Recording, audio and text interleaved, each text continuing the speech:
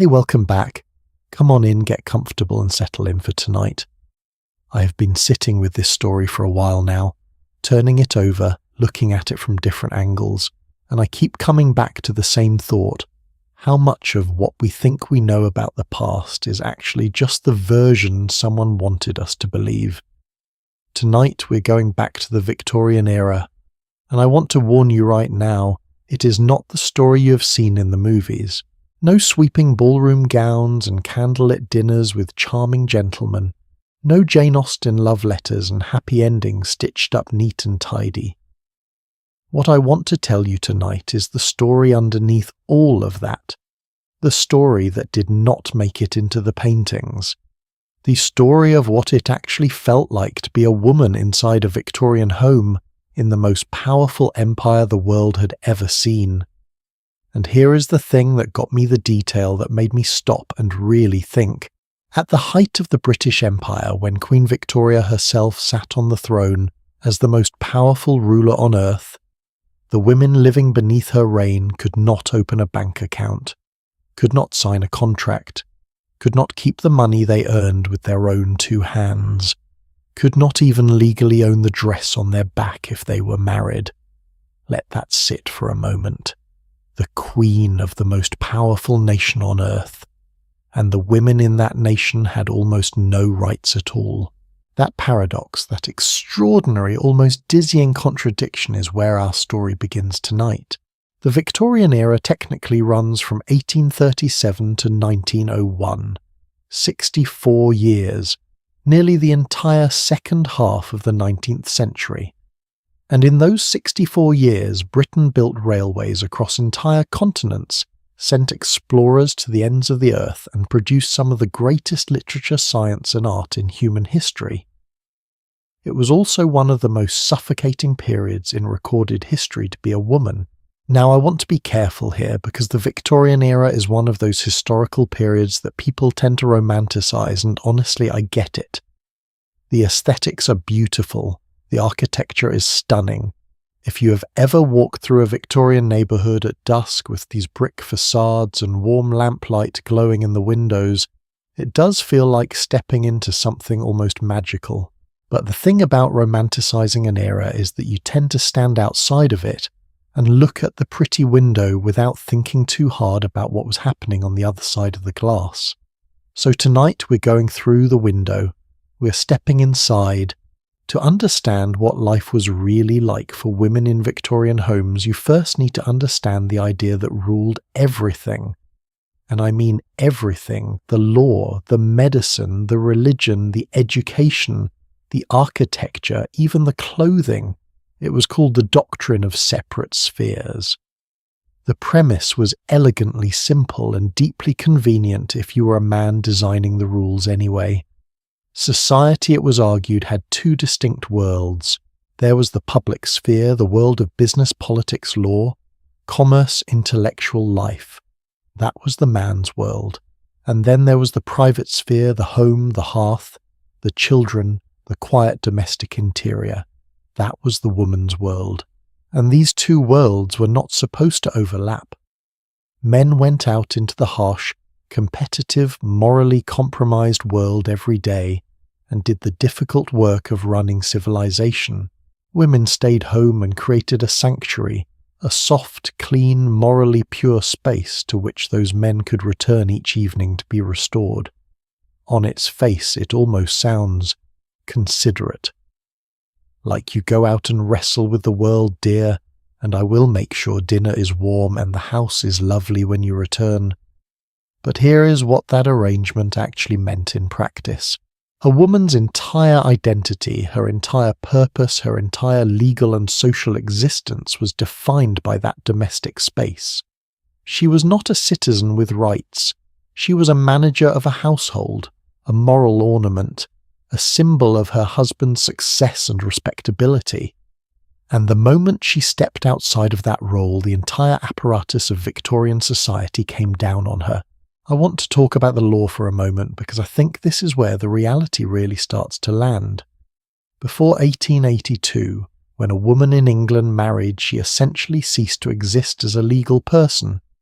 Not metaphorically. Not in an abstract feminist theory sense.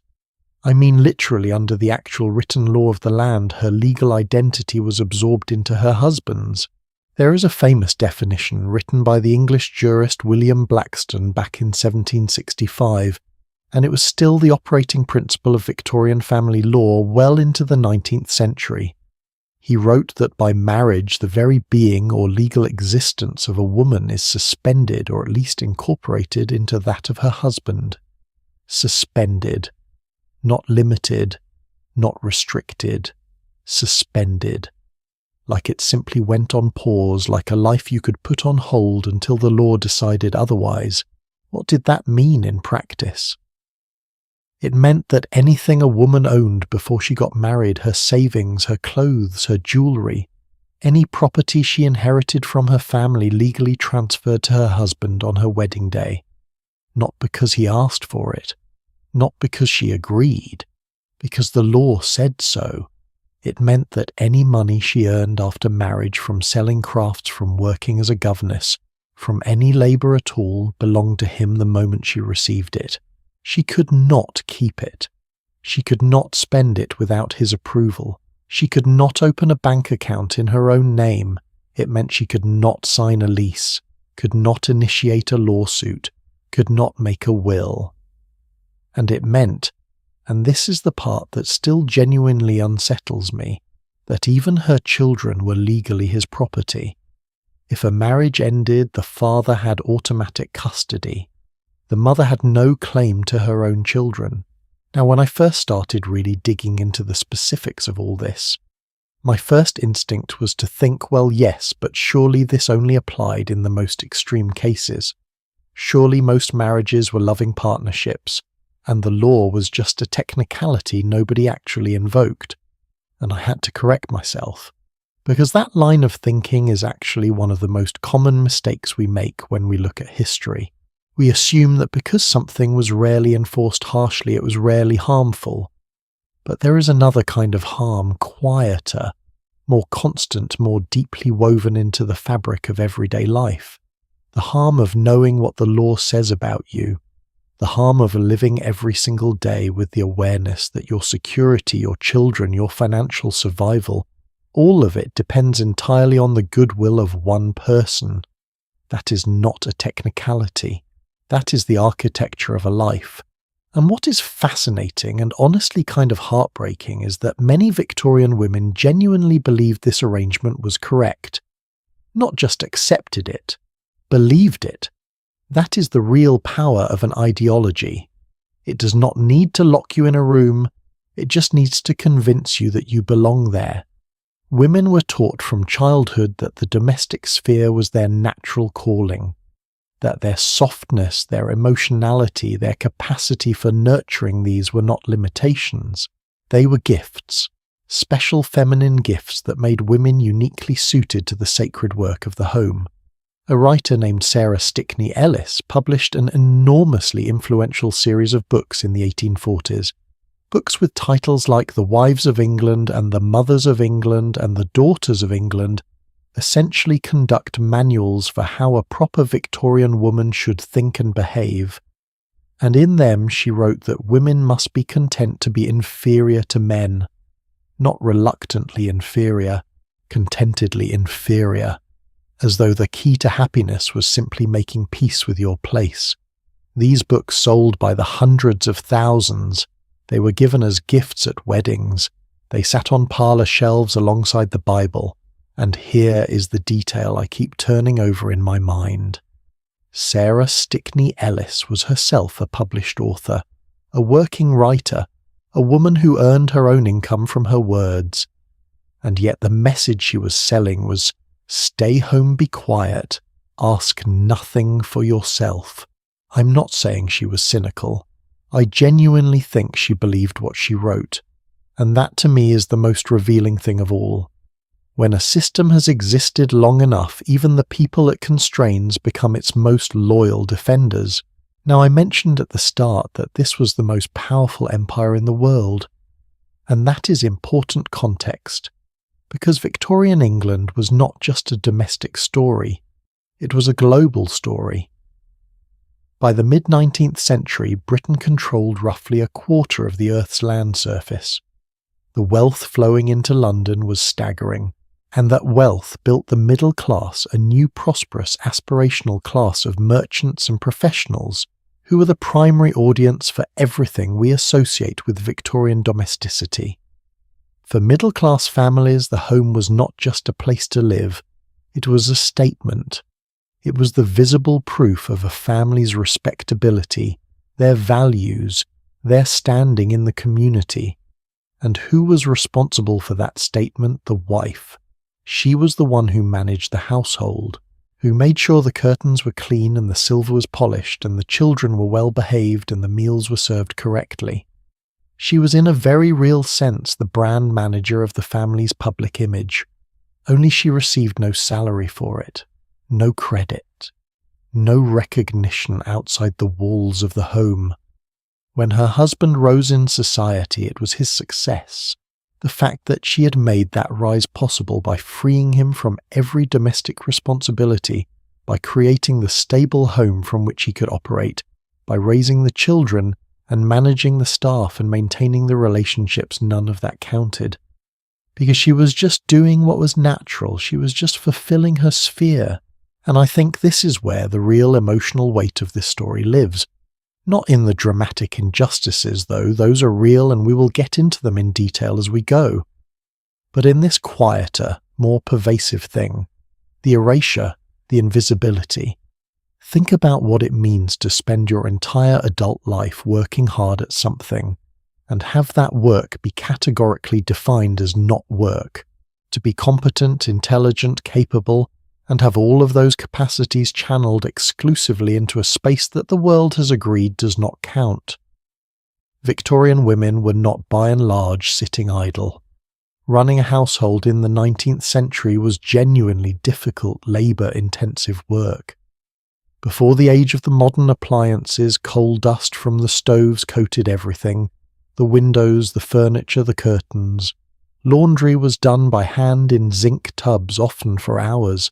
Curtains were taken down and washed every 2 weeks, and they were so blackened by coal smoke they sometimes had to be soaked in salted water, first just to loosen the grime.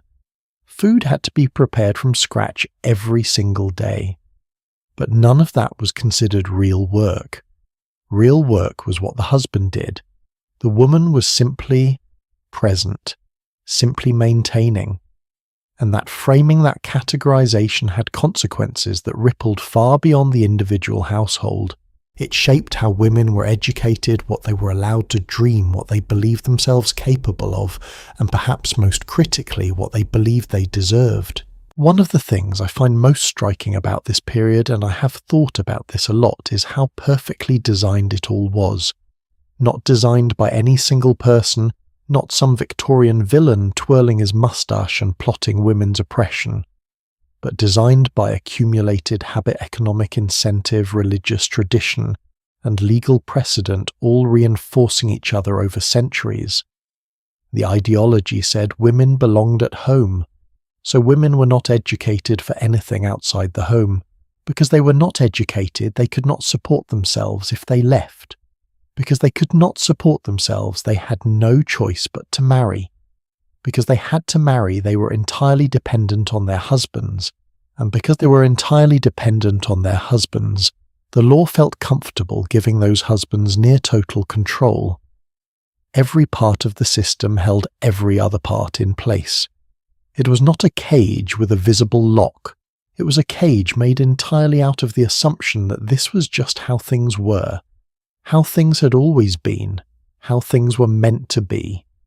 And if you grew up inside that cage, if you were born into it, educated within it, married inside it, raised your children there, how would you even know it was a cage? That, I think, is the most quietly devastating question of the entire Victorian era. Over the next several parts of tonight's story, we're going to look at exactly how this system worked, and how women experienced it from the inside. We're going to look at the laws, the medicine, the marriages, the children, the hidden rebellions, and the slow, painful, extraordinary revolution that began to crack this world open from within. Because here is the thing about the Victorian era that actually gives me hope. Every time I study it, those women were not passive. They were not simply accepting. They were struggling quietly and constantly against something enormous, and some of them found the most extraordinary, creative, courageous ways to push back.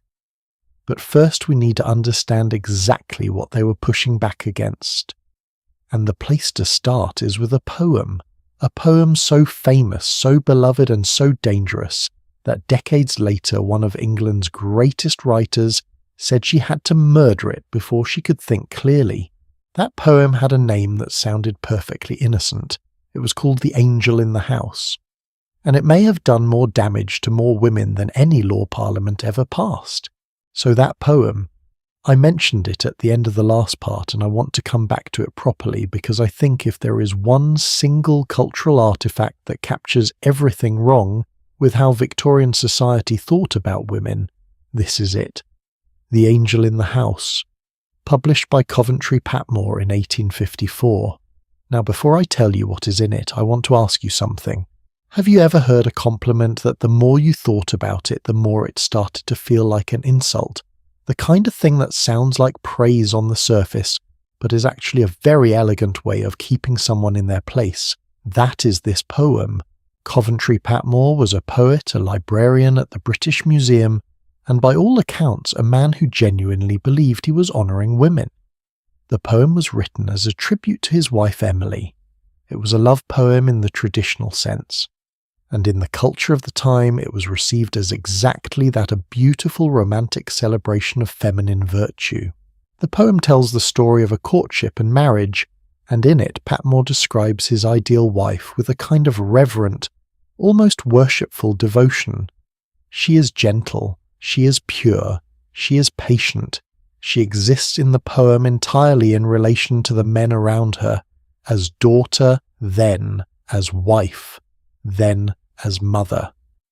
And here is the specific thing that made this poem so insidious. It did not say women were inferior. It said women were morally superior, purer, more spiritual, closer to heaven almost. On the surface that sounds like a step up. But think about what that argument was actually being used to justify. Women are too good for the dirty, competitive, morally compromised public world.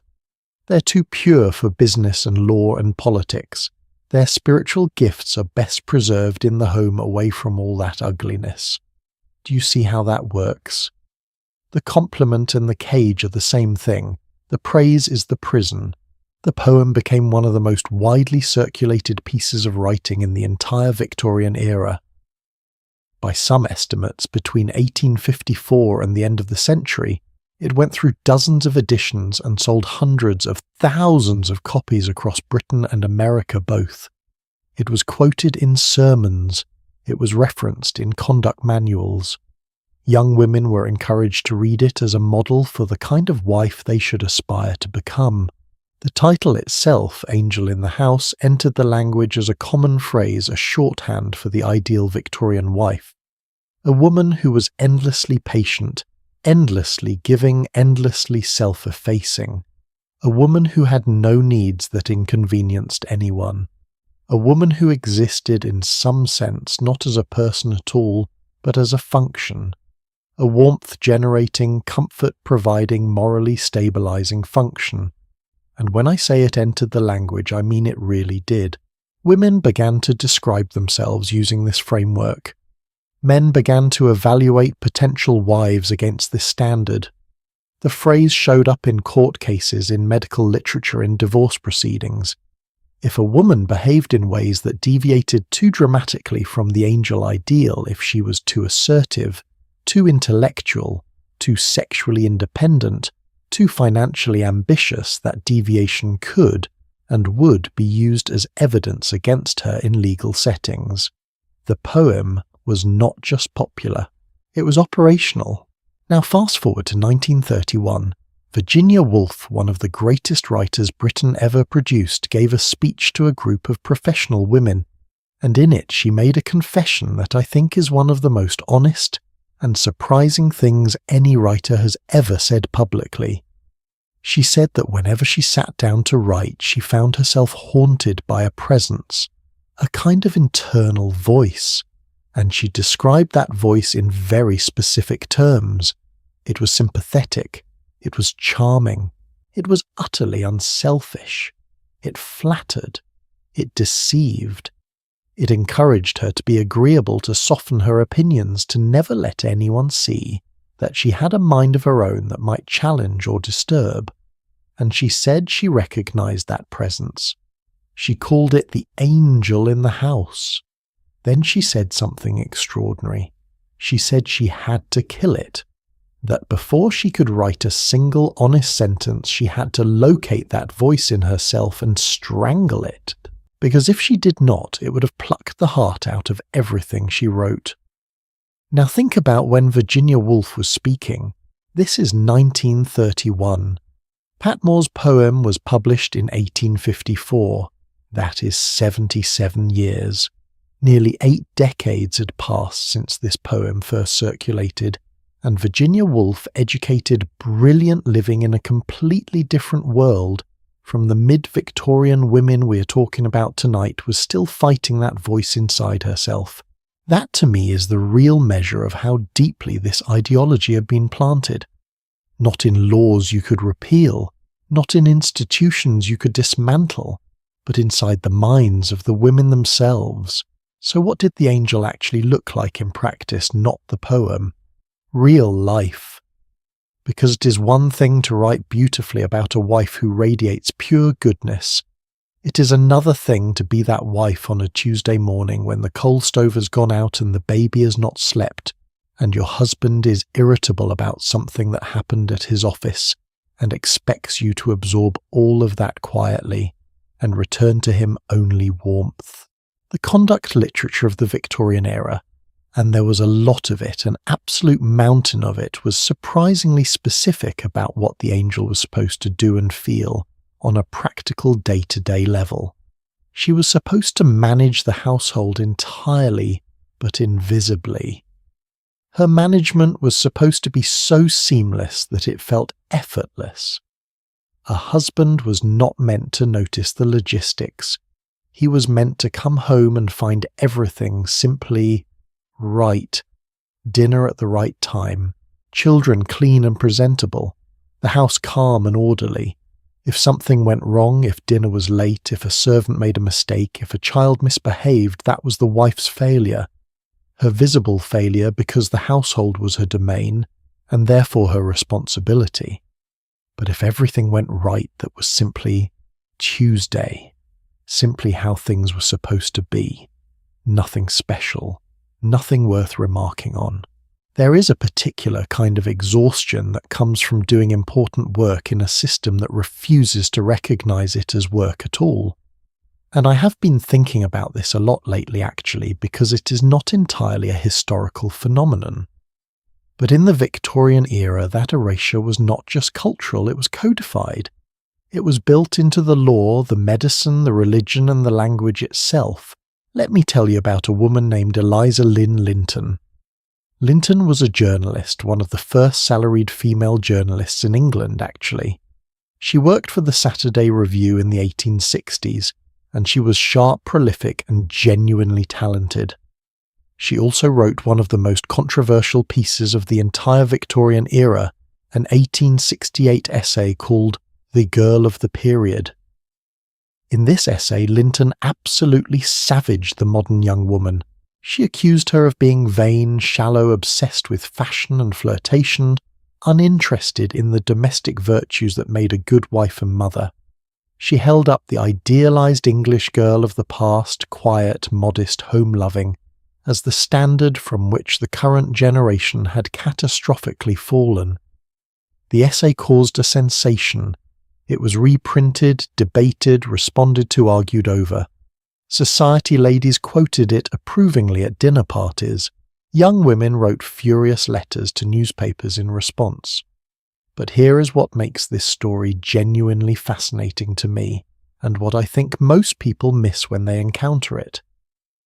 Eliza Lynn Linton, who wrote passionately about how women should embrace their domestic calling, had herself fled a miserable marriage after just 2 years separated from her husband, and spent the rest of her long life supporting herself entirely through her own work and her own intellect. She never went back to the domestic sphere she championed so publicly. She lived independently, travelled extensively, formed deep intellectual friendships with men and women across London's literary world. She did not live the life she prescribed for other women, not even close.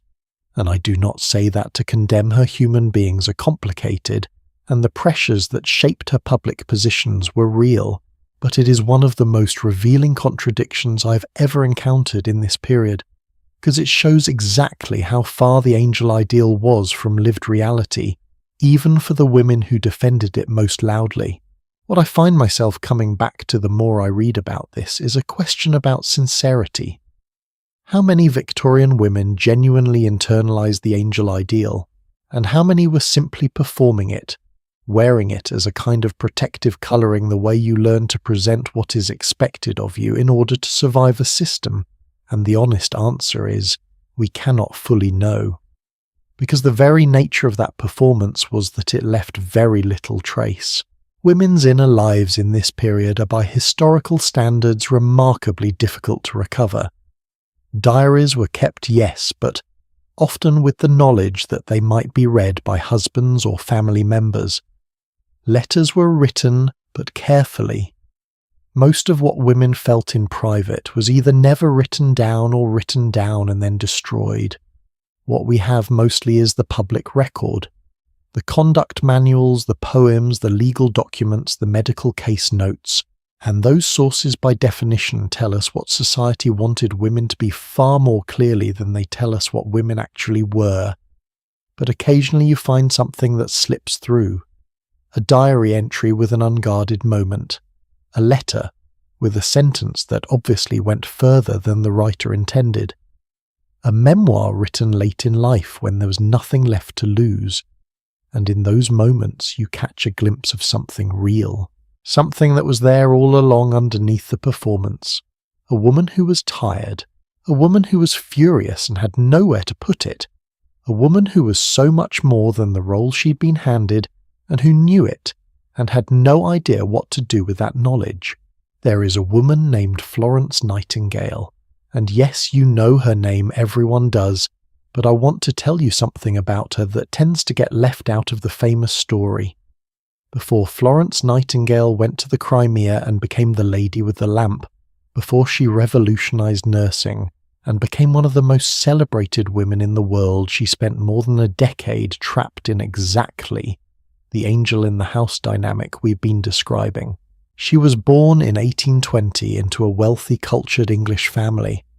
Her father was unusually progressive. He educated both Florence and her sister in Greek, Latin, mathematics, philosophy, history, and multiple languages. Florence was brilliant.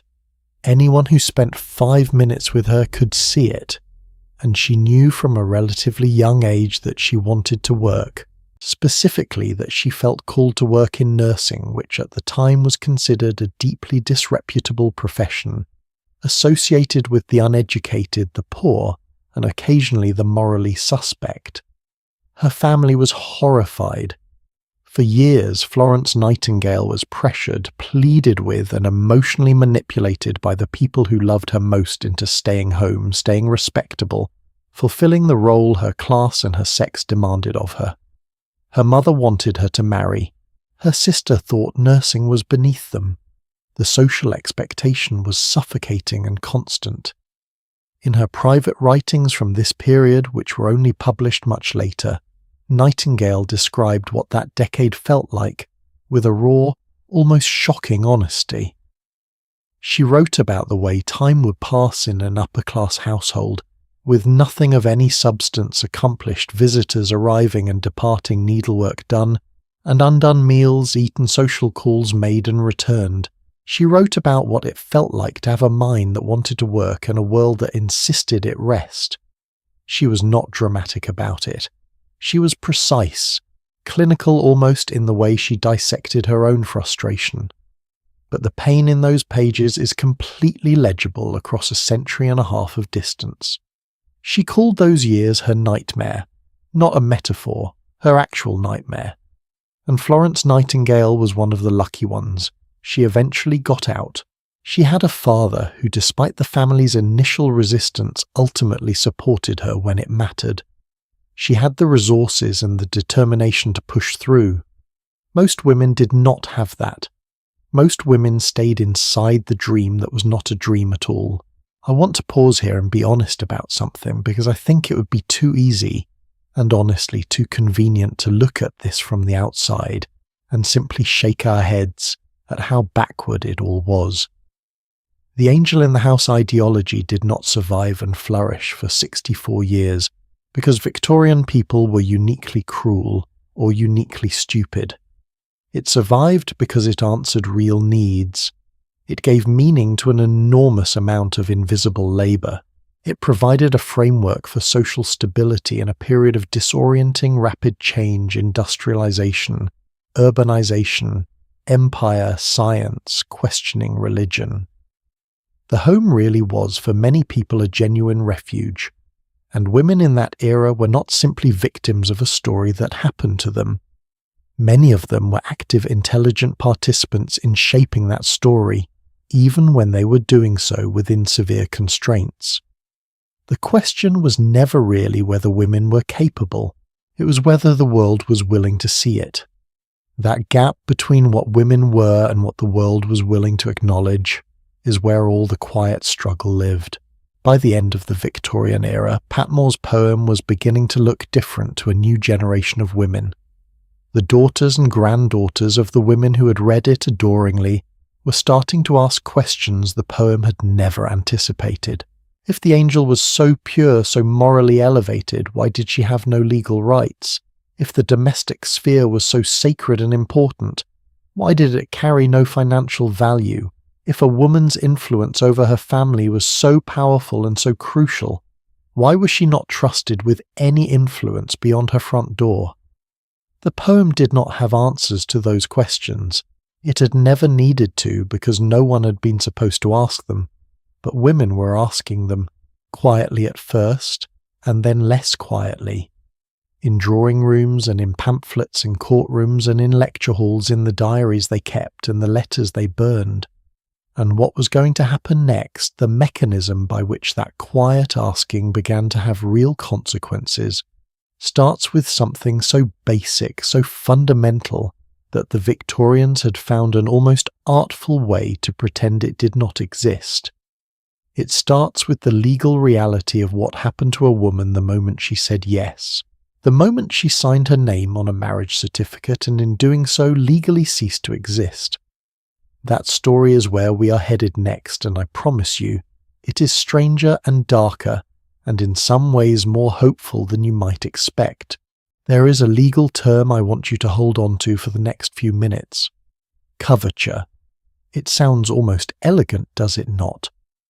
Like something you might find on a dessert menu or the name of a fabric. Coverture. In French it simply means covering or shelter. And that is exactly how it was framed when English common law adopted it centuries before the Victorian era as a form of protection. A husband covering his wife, sheltering her from the harsh legal world, taking on her burdens and her obligations as his own. The language was generous. The reality was something else entirely. Let me take you back to a specific moment. A specific woman. A specific story that once you hear it, I think you will find very difficult to forget. The year is 1827.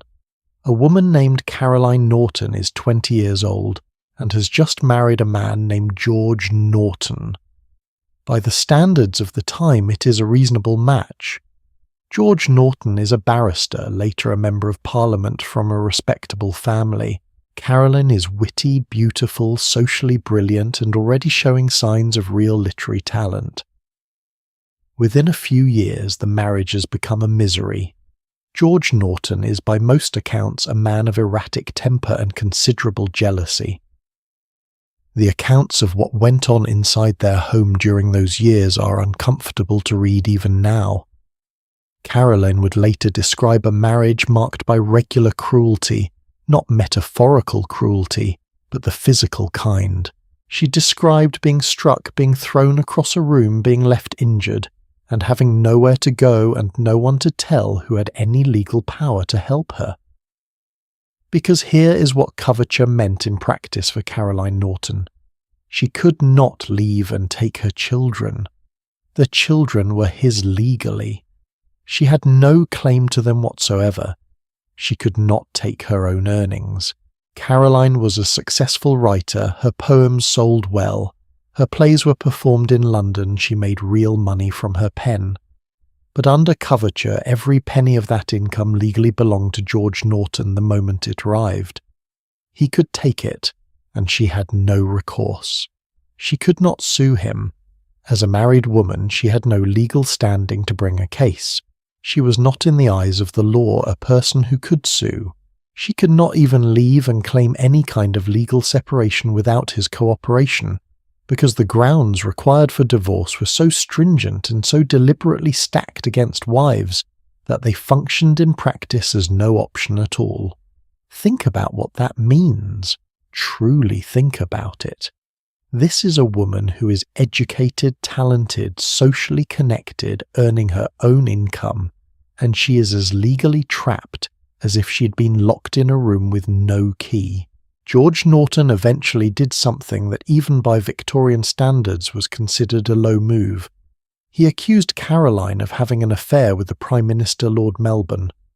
The accusation was almost certainly false. Historians have found no credible evidence to support it, and the jury in the resulting trial acquitted Melbourne completely after deliberating for barely an hour. But the damage to Caroline's reputation was done. In Victorian society, merely being accused was often sufficient, and George, understanding the system he was operating within, used the scandal to take the children away entirely and refuse Caroline any access to them. She did not see her sons for years. Her youngest child, William, fell from a pony when he was 8 years old and developed an infection in the wound. The injury worsened over several days. By the time George Norton informed Caroline, by the time she was permitted to go to her own child, William was dying.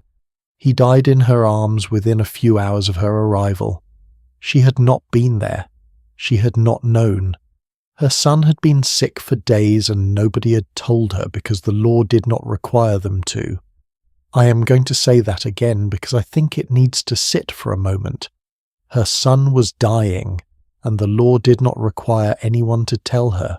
What makes Caroline Norton remarkable is what she did next. Most women in her position would have had no path forward. The grief, the powerlessness, the sheer exhaustion of fighting a system designed at every level to defeat you, that is an enormous weight to carry, and most people would eventually set it down. Caroline Norton picked it up and started writing pamphlets.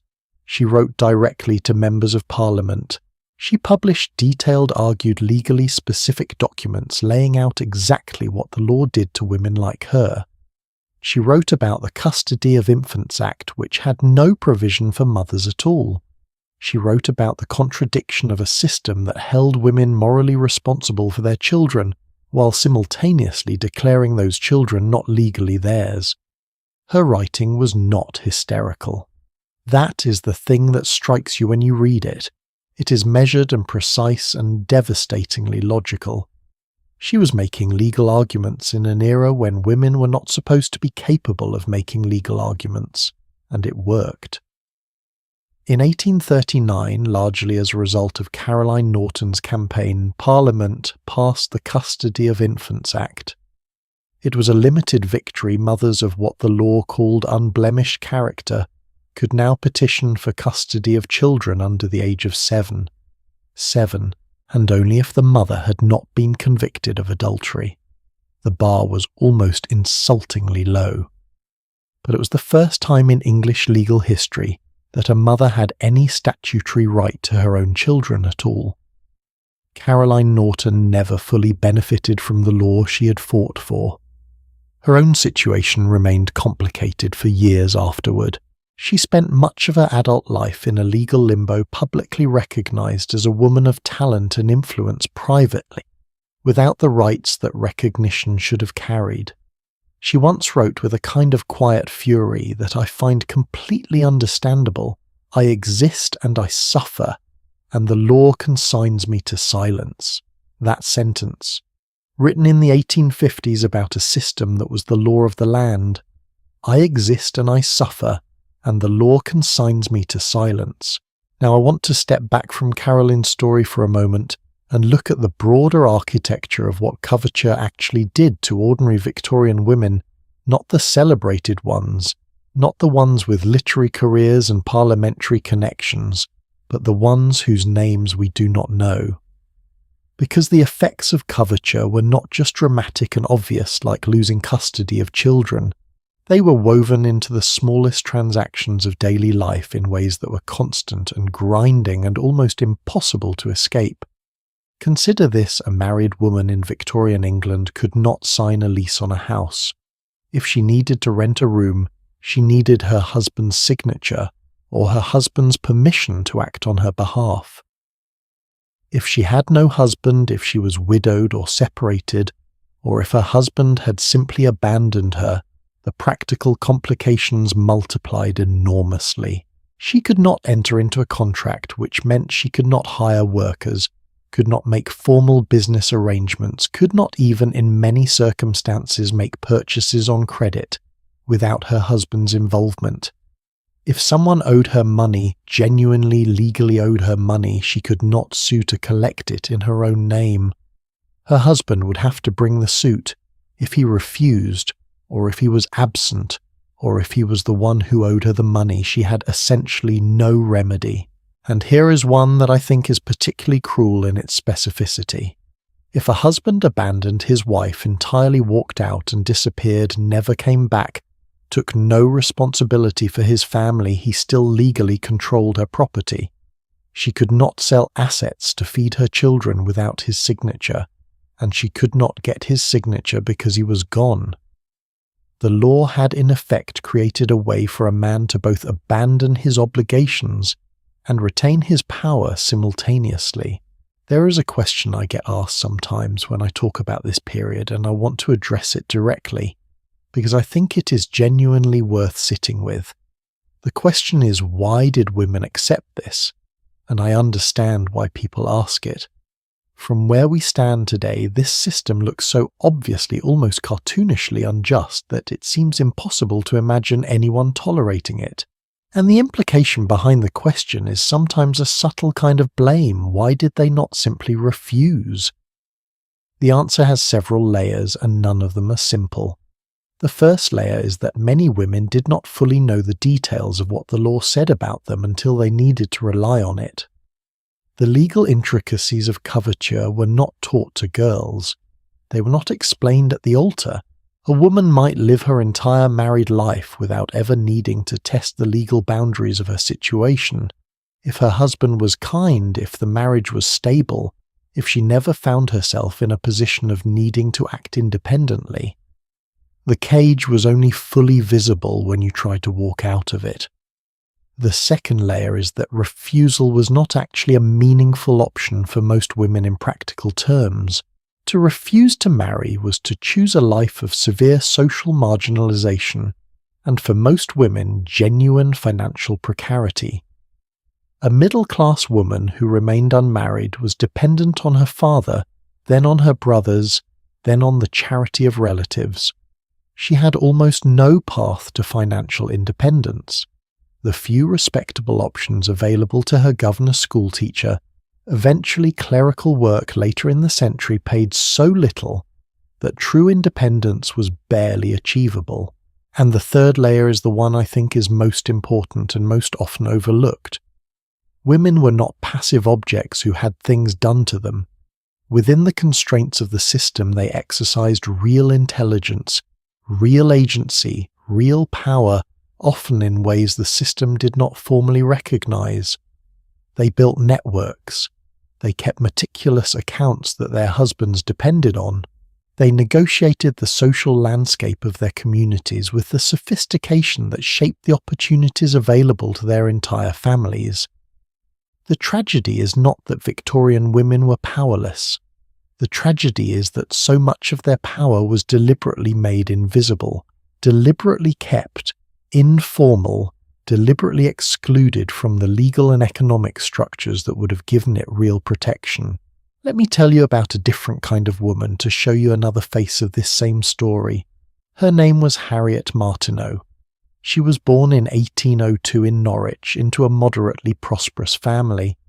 She was one of 8 children, suffered significant hearing loss from early childhood, and by her mid-20s had been left with very little money after her family's financial situation deteriorated sharply. She had no choice but to work. Martineau became a writer, not a hobbyist, not a contributor of occasional pieces, a professional, full-time, commercially serious writer. She wrote economics, she wrote political theory, she wrote about taxation and free trade and labour and social policy in a period when those were not topics women were supposed to understand, let alone explain to the general public. And she was extraordinarily good at it. Her series Illustrations of Political Economy, published through the 1830s, was enormously popular. Prime ministers read it. Parliament discussed it. She was invited to dinner by presidents and intellectuals and reformers across 2 continents.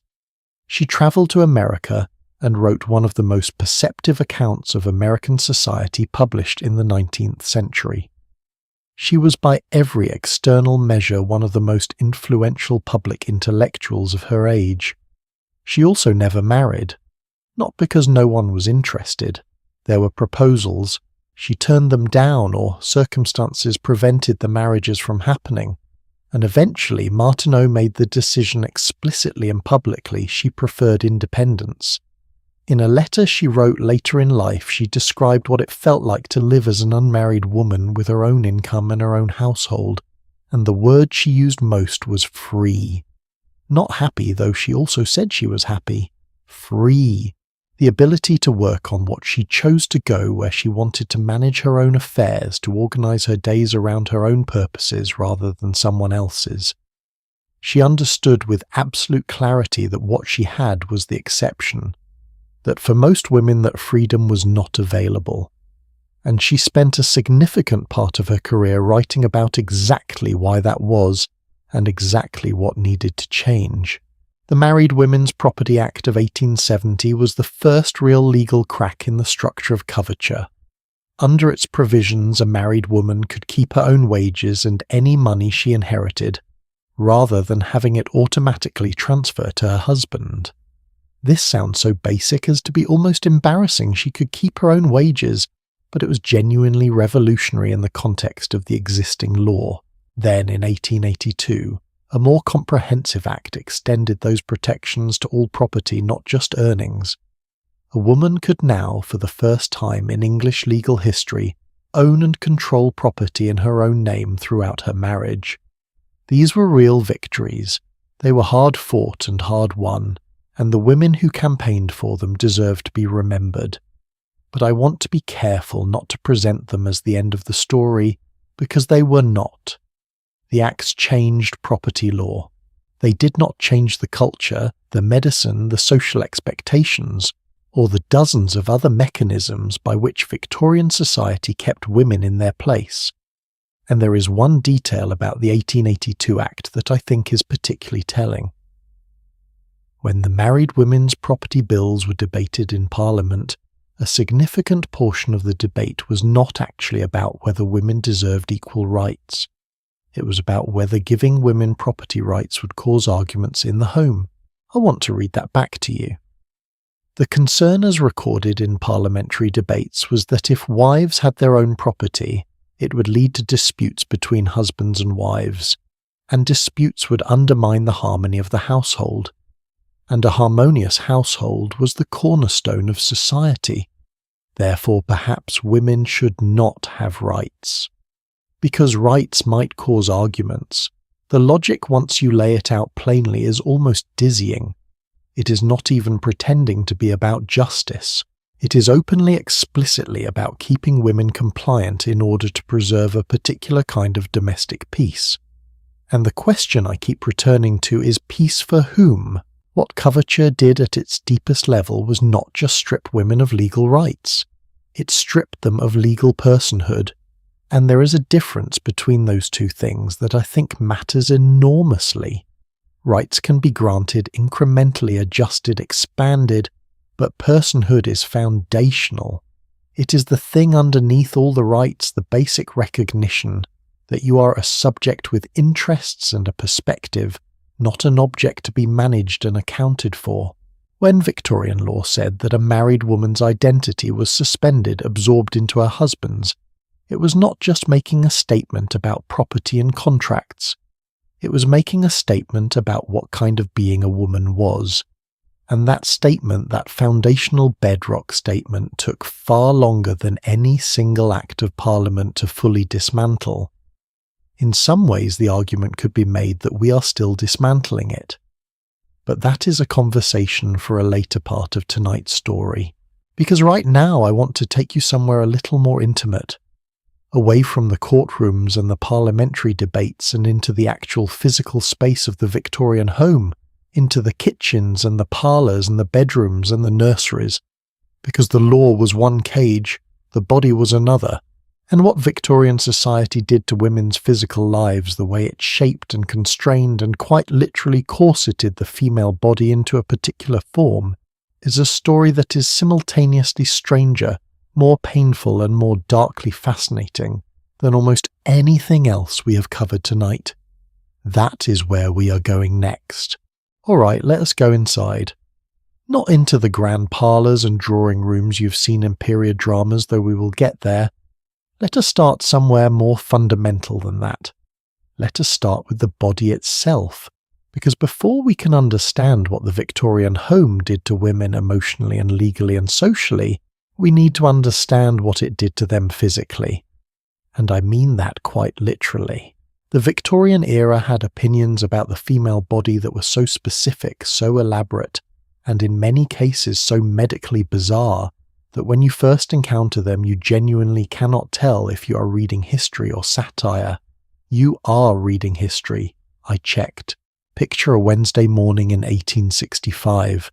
A middle-class Victorian woman wakes up. Before she does anything else, before breakfast, before she speaks to her children, before she has her tea, she is dressed. And dressing for a Victorian woman was not a casual affair. It began with a corset. Now, corsets have had a bit of a cultural rehabilitation lately. There is a whole conversation happening in certain corners of the internet about how they were not actually that bad, how the horror stories were exaggerated, how women chose to wear them and found them comfortable and supportive. And there is some truth in that conversation, to be fair. The very tightest forms of corseting, what was called tight lacing, were practiced by a minority of women, not the majority.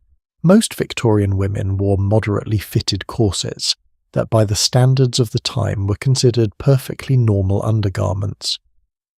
But I want to be precise about what even moderate Victorian corseting actually involved, because the goal of the corset was not support in the modern sense. The goal was to produce a specific silhouette, a silhouette defined by a dramatically compressed waist relative to the hips and chest. The fashionable waist measurement for a middle-class Victorian woman in the 1860s and 1870s was somewhere between 18 and 22 inches.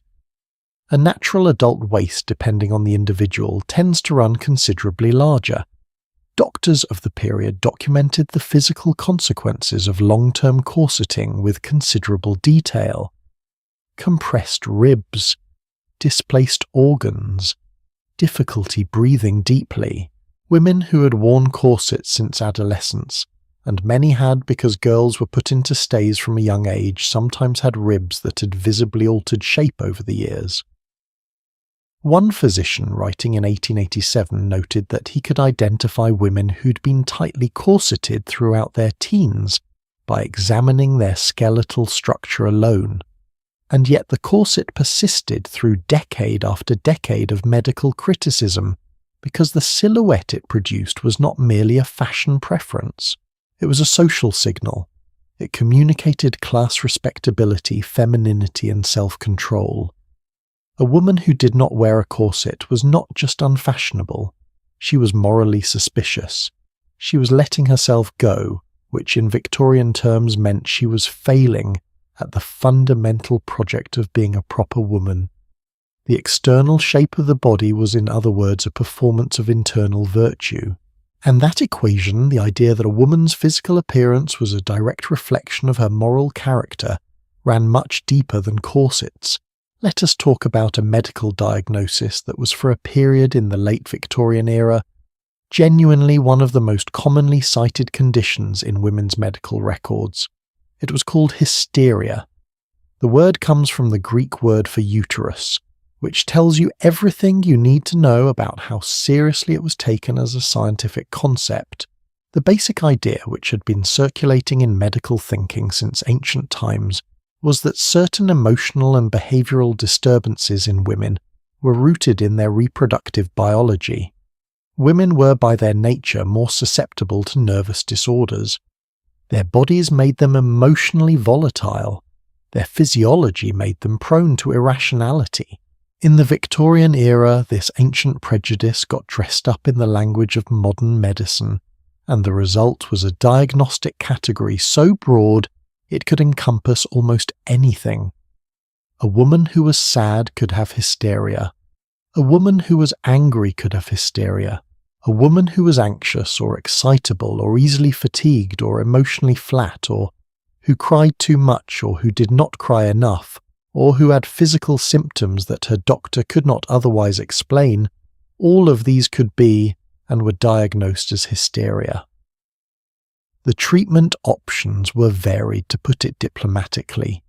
Rest was the most common recommendation. Extended compulsory rest. Women with hysteria were often prescribed the so-called rest cure, a regimen developed in the 1870s by an American physician named Silas Weir Mitchell. The rest cure involved weeks or months of complete bed rest isolation from family and friends, prohibition of reading and writing and intellectual activity of any kind, and a diet designed to increase body weight. The theory was that women with nervous disorders had depleted their limited reserves of vital energy through excessive mental or emotional activity, and that complete physical and mental passivity was required to restore them. Women who had been lively, intellectually active, socially engaged people were put to bed and told to lie there, alone, with nothing to do, for months. If that sounds to you less like a cure and more like the thing that would make a thinking person genuinely unwell, you're not wrong. And several women who underwent the rest cure said exactly that. Charlotte Perkins Gilman was an American writer who underwent the rest cure in 1887 after experiencing what her doctor diagnosed as a severe nervous disorder following the birth of her daughter. The doctor was, as it happened, Silas Weir Mitchell himself. His instructions, as Gilman later recorded them, were precise. She was to live as domestic a life as possible, to have her child with her at all times, to lie down an hour after every meal, to do no more than 2 hours of intellectual work per day, and critically never to touch pen brush or pencil again for as long as she lived. She followed these instructions, and she later wrote that she came in 3 months very near to losing her mind entirely. She described crawling into closets and hiding. She described sitting on the floor and howling. She described a mental state she characterized as the closest thing to absolute failure of all that makes a human being that she could conceive of. Eventually defying the doctor's orders, she began to write again. The symptoms eased, and out of that experience, a few years later, she wrote a short story called The Yellow Wallpaper, a first-person account of a woman driven to break down by exactly the rest cure she had endured. The story is considered one of the most significant pieces of American fiction of the 19th century. It is short, maybe 30 pages, and it is even now one of the most psychologically precise and genuinely disturbing things I have ever read, because it understands from the inside what it feels like to be a thinking person whose thoughts have been declared dangerous to herself. Gilman later wrote that she sent a copy of the yellow wallpaper to Silas Weir Mitchell directly. She said she never heard whether it changed his practice, but she was told by friends that he had altered his treatment of nervous disorders in women after reading it. That is either gratifying or infuriating depending on your mood, possibly both. Now here is where I want to make a distinction that I think matters and that gets lost sometimes in these conversations. Not every Victorian doctor was callous. Not every medical professional of the era was deliberately dismissing women's experiences or weaponizing medicine as a tool of social control. Some of them were genuinely trying to help patients they did not understand using the frameworks available to them, and those frameworks were deeply and structurally flawed in ways that were very difficult to see from inside the era. The problem was not individual cruelty. The problem was systemic assumption. The assumption that women's emotional and psychological experiences were inherently linked to their reproductive biology. The assumption that intellectual ambition or professional desire was somehow unnatural in women and therefore a potential symptom of disorder. The assumption that the appropriate response to a woman's distress was to reduce her circumstances further, to simplify, to confine, to quiet, rather than to expand, to engage, to take seriously what she was actually saying about her own experience. Those assumptions were not random. They were structural. They came from the same place as coverture, as the angel in the house, as the separate spheres ideology. They were all expressions of the same foundational idea that women were a fundamentally different category of human being, with different needs and different capacities, and that the appropriate response to that difference was constraint. There is a condition that was extremely common among Victorian women, particularly among young women in the middle and upper classes, that historians and medical researchers have spent considerable time analysing. It was called chlorosis, sometimes called the green sickness or the virgin's disease. It was characterized by pallor, fatigue, weakness, difficulty breathing, heart palpitations, and what contemporaries described as a greenish tinge to the complexion. It affected young women in disproportionate numbers, and it was treated with everything from iron supplements to marriage, the latter being recommended on the theory that the condition was caused by sexual frustration or the suppression of natural biological functions. Modern researchers looking back at the symptoms have a more straightforward explanation. Chlorosis was almost certainly iron deficiency anemia, and the reason it disproportionately affected young middle and upper class women is not mysterious once you understand how those households actually worked. Women in middle-class Victorian families were typically given smaller portions of meat than the men in the household. The best cuts went to the husband and the older boys. Women and girls received what remained. This was considered entirely normal.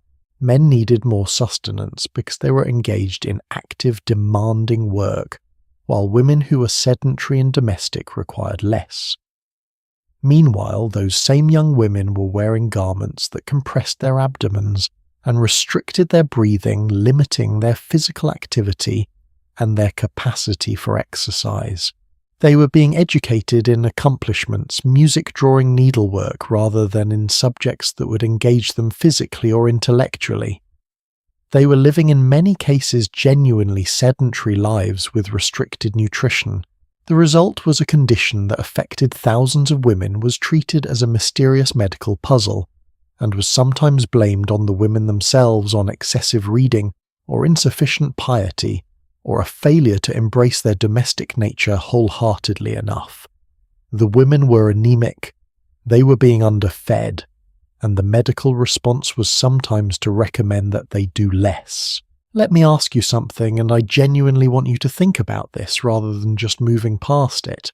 If you were told from childhood that your natural constitution was delicate, that your biology made you more susceptible to illness and emotional distress, that intellectual exertion was potentially dangerous for you, that your body required protection and management, rather than development and challenge, how would that shape your sense of what you were capable of?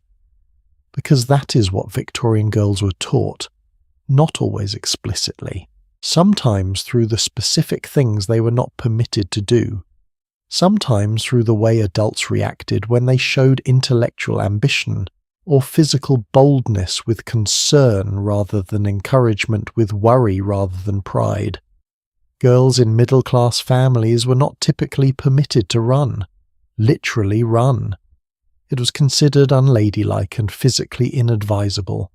They were not encouraged to engage in strenuous physical activity. They were often kept indoors in cold weather in poorly ventilated rooms because the outside air was considered potentially harmful to their fragile constitutions. Compare that with their brothers who might be sent to boarding schools with rigorous physical programs, who played sports, who were actively encouraged to develop physical confidence and stamina because those qualities were considered masculine virtues. And then tell me, after 20 years of being treated as physically fragile, intellectually at risk, constitutionally unsuited to the rigours of the public world, would you feel confident stepping out into that world? Would you feel entitled to it? The medical ideology of the Victorian era was doing in the realm of the body exactly what the legal ideology was doing in the realm of property and personhood. It was building a cage out of the assumption that the cage was for your own good. There is one more medical story I want to tell you because I think it illuminates something important about how power works when it gets dressed up in professional language. In the second half of the 19th century, a diagnosis began appearing more frequently in medical literature. It was applied to women who refused to eat adequately, women who are described as willfully restricting their food intake to the point of dangerous thinness. The Victorian physician William Withy Gull, who was treating patients at Guy's Hospital in London in the 1870s, was among the first to describe and name this condition systematically. He called it anorexia nervosa, and his clinical descriptions of his patients are remarkably detailed and in places genuinely compassionate. But what the medical literature of the period almost entirely failed to grapple with was the question of why, not the physiological mechanics of the condition, but the social and psychological context from which it was emerging. We cannot across a century and a half of distance make definitive claims about the interior lives of individual patients, but historians studying this period have observed something worth noting. The women most likely to develop these patterns of restricted eating were often young middle-class women who lived in exactly the kind of tightly controlled, highly supervised domestic environments we've been describing. Women who had very little control over almost any aspect of their lives, their education, their marriages, their daily schedules, their futures. The body, in the absence of any other domain of agency, became a site where something like control could be exercised, even if that control was self-destructive, even if it was the only form of refusal available. I am not reducing a complex medical condition to a single social explanation, but I do think there is something in that pattern worth sitting with. When people have very little power over their own lives, they tend to find ways to exercise whatever power remains available to them, and sometimes the only thing that remains is the body. The Victorian home was a physical environment as much as a social and legal one, and that physical environment was shaped at every level by ideas about what women's bodies were, what they needed, and what they were for. The parlour was designed for receiving visitors and performing respectable femininity. The kitchen was designed for labour, but in middle-class households the lady of the house was not supposed to be physically present in it. That was the cook's domain. The bedroom was private, but not entirely her own. The nursery was her responsibility, but managed by a nurse.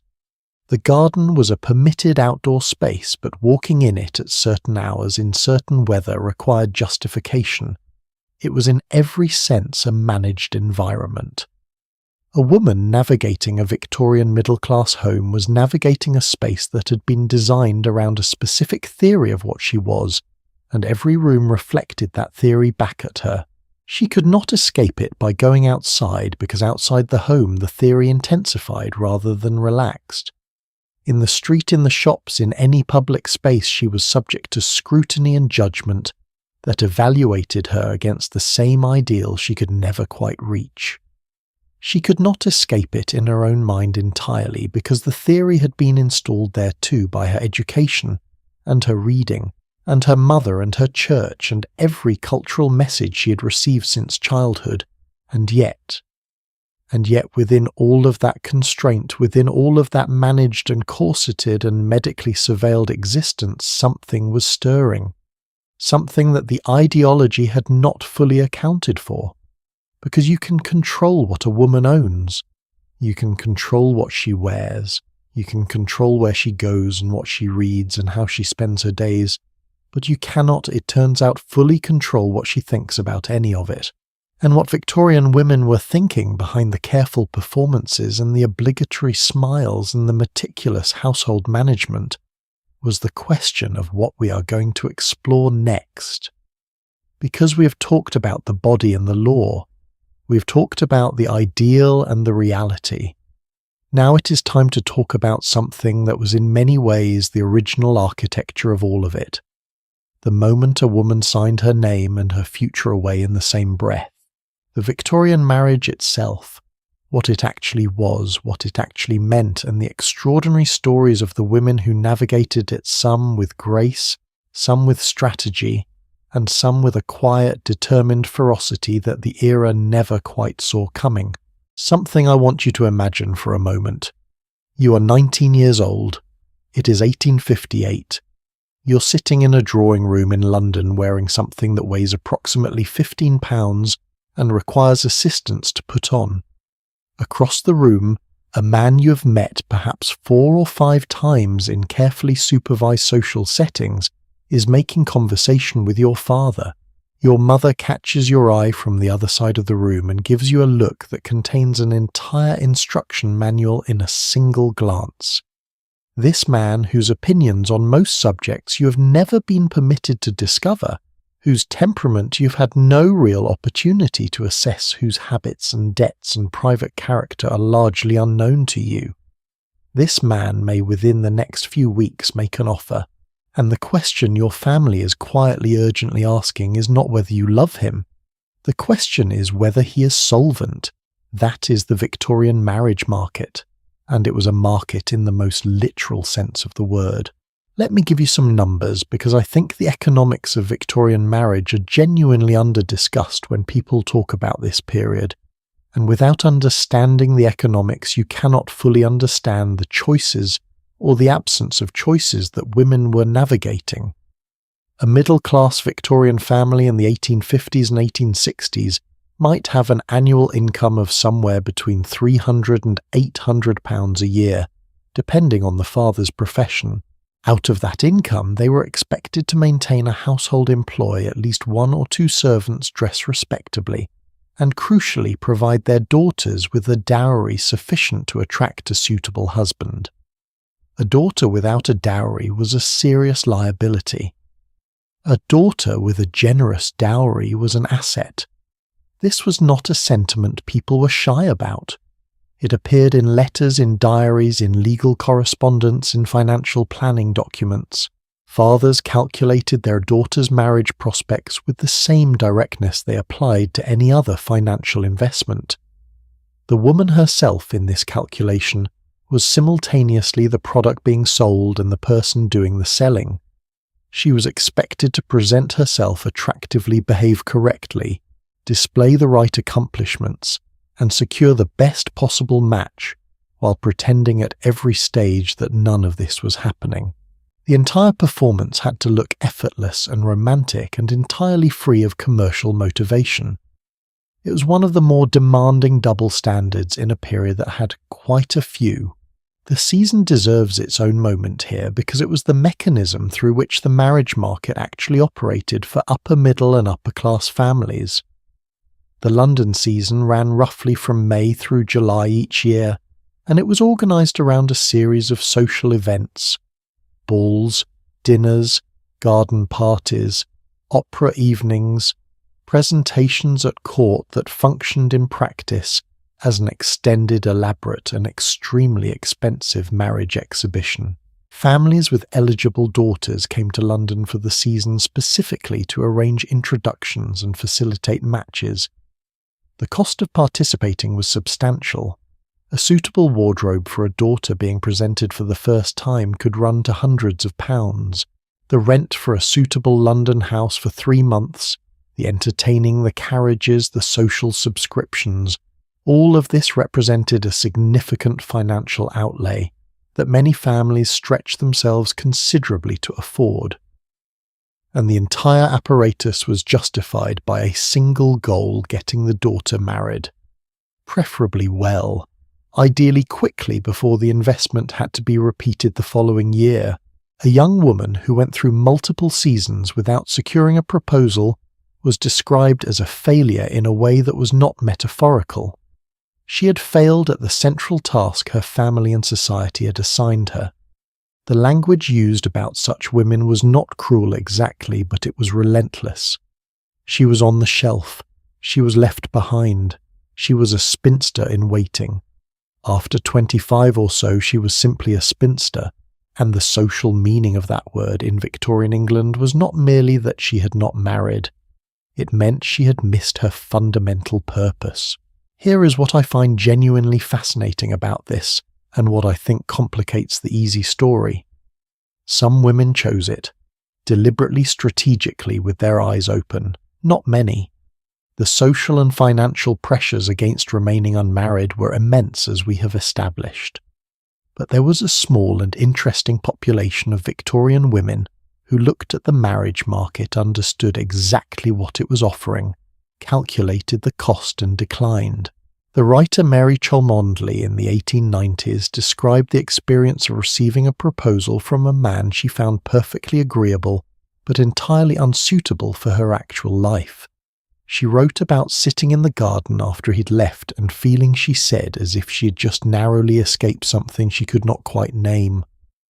What she had narrowly escaped, I think, was the exchange, the fundamental transaction at the heart of Victorian marriage, which was this: a woman exchanged her independence, her legal personhood, her property, and in many respects her future choices for financial security and social legitimacy. And a man exchanged financial resources and social status for a domestic manager, a social ornament and an heir-producing partner. That sounds stark. It is meant to. Because underneath all the romance, and there was genuine romance in Victorian marriages, I do not want to flatten that underneath it was this structural reality that both parties understood and that shaped every interaction. Let me tell you about a woman who navigated this transaction with a clarity that still reads as remarkable. Her name was Mary Wollstonecraft Godwin. You may know her better as Mary Shelley, the woman who wrote Frankenstein at the age of 18. But the part of her story I want to focus on tonight is not the famous novel. It is what her life looked like before and after the fame. Mary was the daughter of two radical intellectual figures. Her mother was Mary Wollstonecraft, who had written A Vindication of the Rights of Woman in 1792, one of the foundational texts of feminist thought. Her father was William Godwin, a philosopher and anarchist thinker. She was raised in an intellectually extraordinary household that had unconventional opinions about marriage, property, and social convention. At 16, she fell in love with Percy Bysshe Shelley, who was inconveniently already married.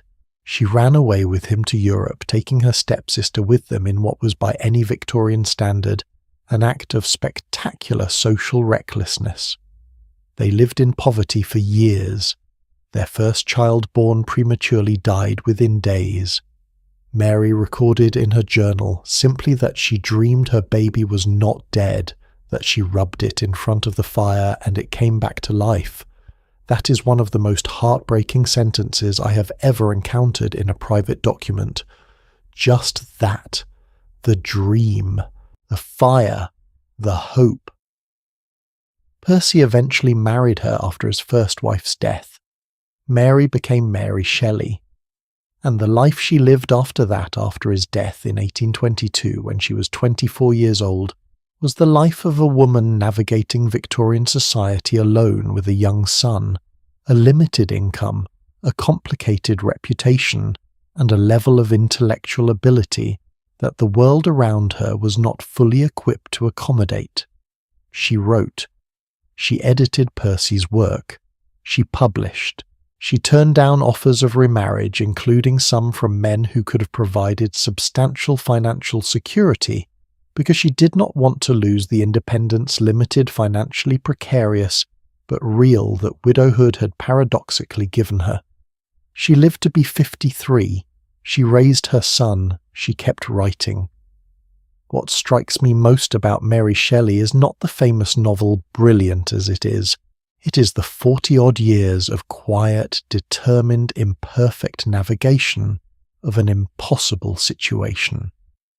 The refusing to be entirely defined by any of the roles the world tried to assign her. Not the scandalous young runaway, not the great poet's wife, not the tragic widow, not the respectable remarried matron. Just herself working on her own terms as much as the world permitted. Now let us talk about the other end of the spectrum, because not everyone had Mary Shelley's stubbornness, or her particular advantages, or her willingness to absorb the social consequences of an unconventional life. Most Victorian women entered marriage with a combination of genuine hope and genuine resignation. And inside those marriages they built lives that were often far more interesting and far more complicated than the angel in the house ideal suggested. The management of a Victorian household, particularly in the expanding middle class, was genuinely complex work. By the 1860s, a middle-class family might employ anywhere from 2 to 6 domestic servants, depending on their income level, a cook, a housemaid, a parlour maid, possibly a lady's maid for the mistress, a nursemaid for the children, and a general servant or 2. The mistress of the house was responsible for managing all of them.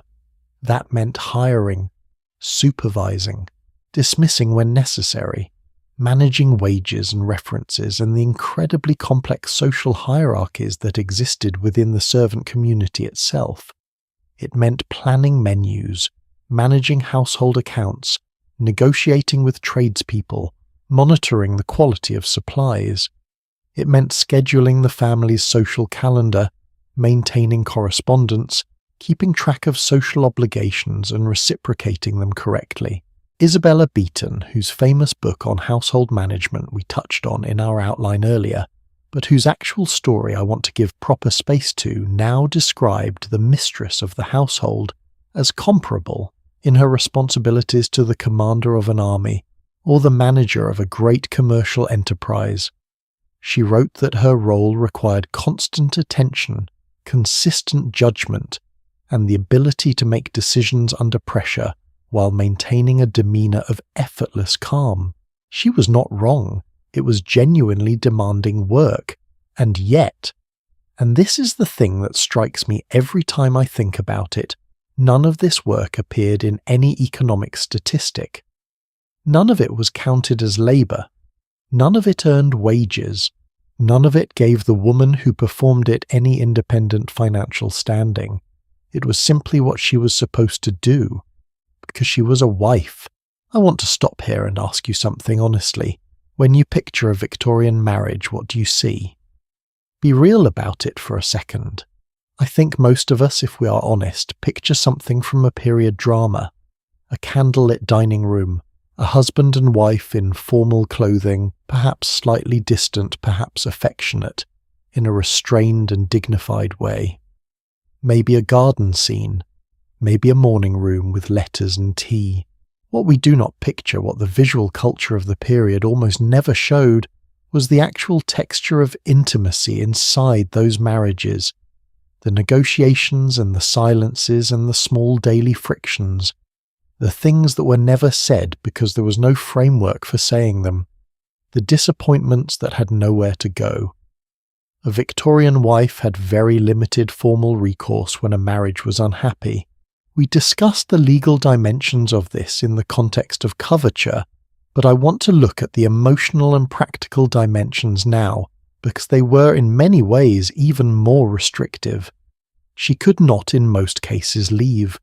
If she left without legal grounds, which required proving cruelty or adultery, and meeting an extremely high evidentiary standard, she forfeited any claim to financial support, and as we discussed her children, she could not in many social circles even speak openly about an unhappy marriage. To criticize her husband publicly was considered a profound breach of wifely duty, a betrayal of the domestic sanctuary and potentially evidence that the fault lay with her rather than with him. She was expected to manage her unhappiness privately the way she managed everything else quietly, invisibly, without inconveniencing anyone. There is a woman named Effie Gray, whose story I think deserves to be much more widely known than it is. Effie Gray married the art critic John Ruskin in 1848, when she was 19 years old. Ruskin was one of the most celebrated intellectuals in England, a man whose opinions on art and architecture and society shaped the aesthetic taste of an entire generation. The marriage from almost the beginning was deeply wrong. The specifics of exactly what happened between them have been debated by historians for more than a century and a half, and I do not want to reduce the complexity. But what is documented is this. After 6 years of marriage, Effie Gray applied for an annulment on the grounds that the marriage had never been consummated. The annulment was granted. The marriage was dissolved. Now, in Victorian terms, that process required Effie Gray to make profoundly private information about her marriage public before a legal tribunal in a way that exposed her to social judgment and potential humiliation regardless of the outcome.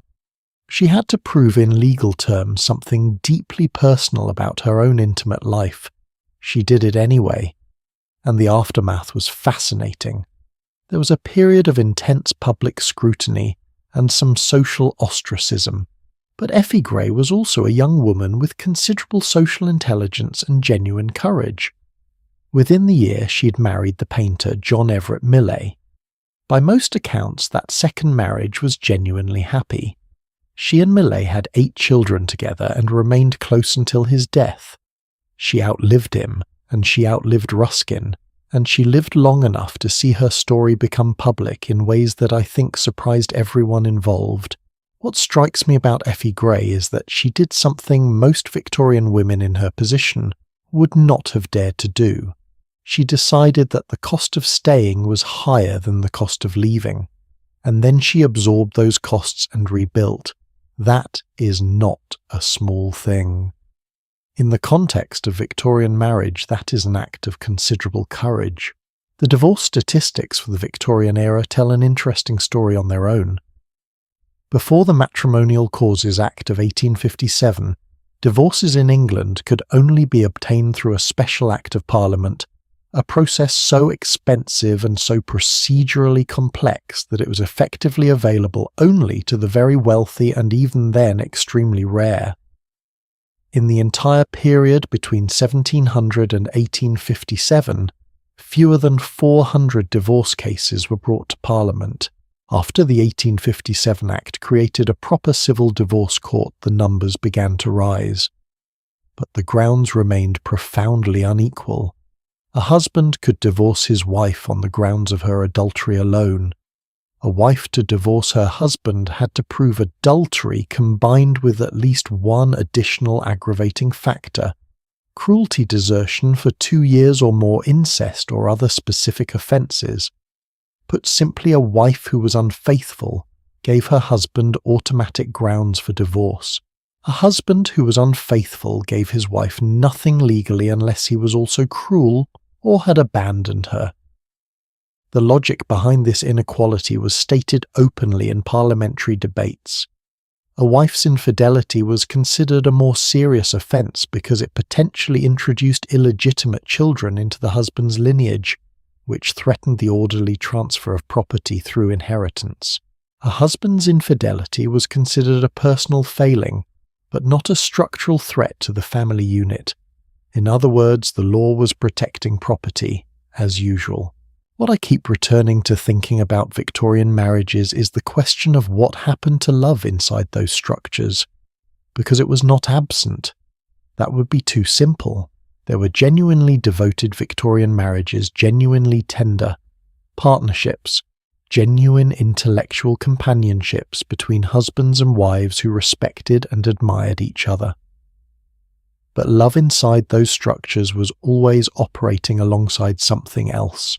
It was always negotiating with economics, with law, with social expectation, with the fundamental power imbalance built into the institution itself.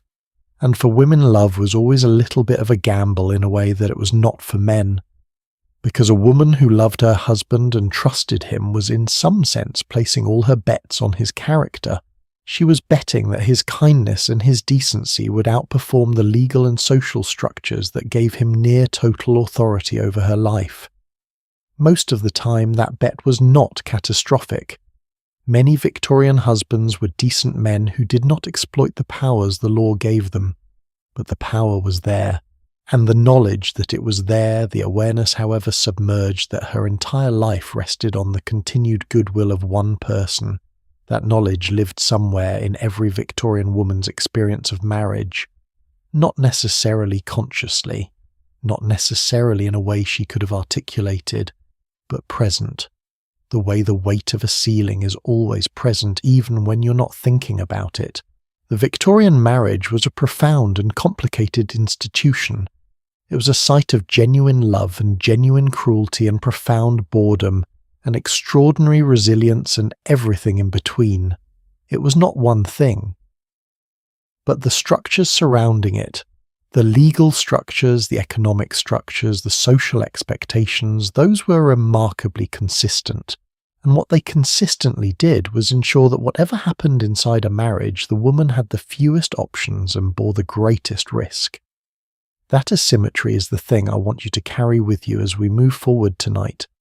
Because what we've been building across these sections is a picture of a world in which every major institution, the law, medicine, the cultural ideal, the marriage market, all pointed in the same direction, all said the same thing in different languages, that a woman's life was defined by the domestic space, that her value was relational rather than individual, that her needs came after everyone else's always, and yet there is another story running parallel to all of this, a story that is quieter, harder to see in the official record, but no less real.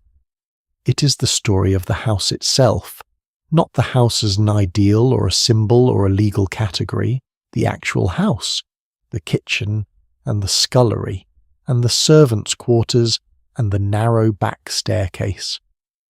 Because that house contained another world, entirely a world stratified by class, in ways that cut differently through women's lives depending on where they stood in the hierarchy. And the women at the bottom of that household hierarchy, the ones who cooked and cleaned and scrubbed and worked from before dawn until long after everyone else was in bed, their story is one we have barely touched on yet. That is where we're going next. Into the hidden working life of the Victorian house, into the lives of the women who made the whole beautiful domestic performance possible and who received almost nothing in return. Walk with me to the back of the house, not the front parlour with its carefully arranged furniture and its aspidistra plant in the window, not the dining room where the family gathered for their formal meals. Walk past all of that through the green baize door that separated the family's world from the working world down the narrow staircase, and into the space where the actual business of the Victorian home was conducted.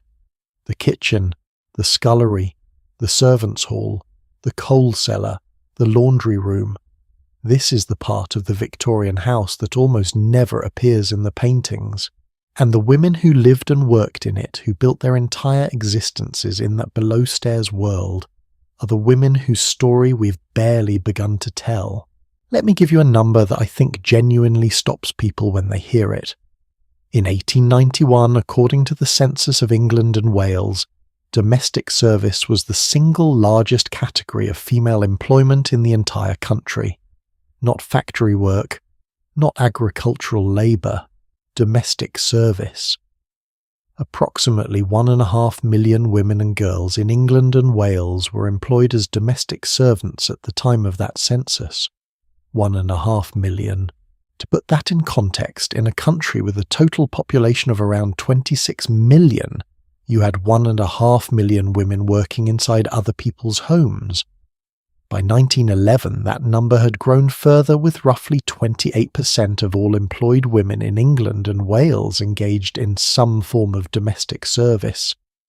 This was not a marginal phenomenon. This was the defining female work experience of the Victorian era, and yet it occupies in most popular accounts of the period something like a footnote, a backdrop.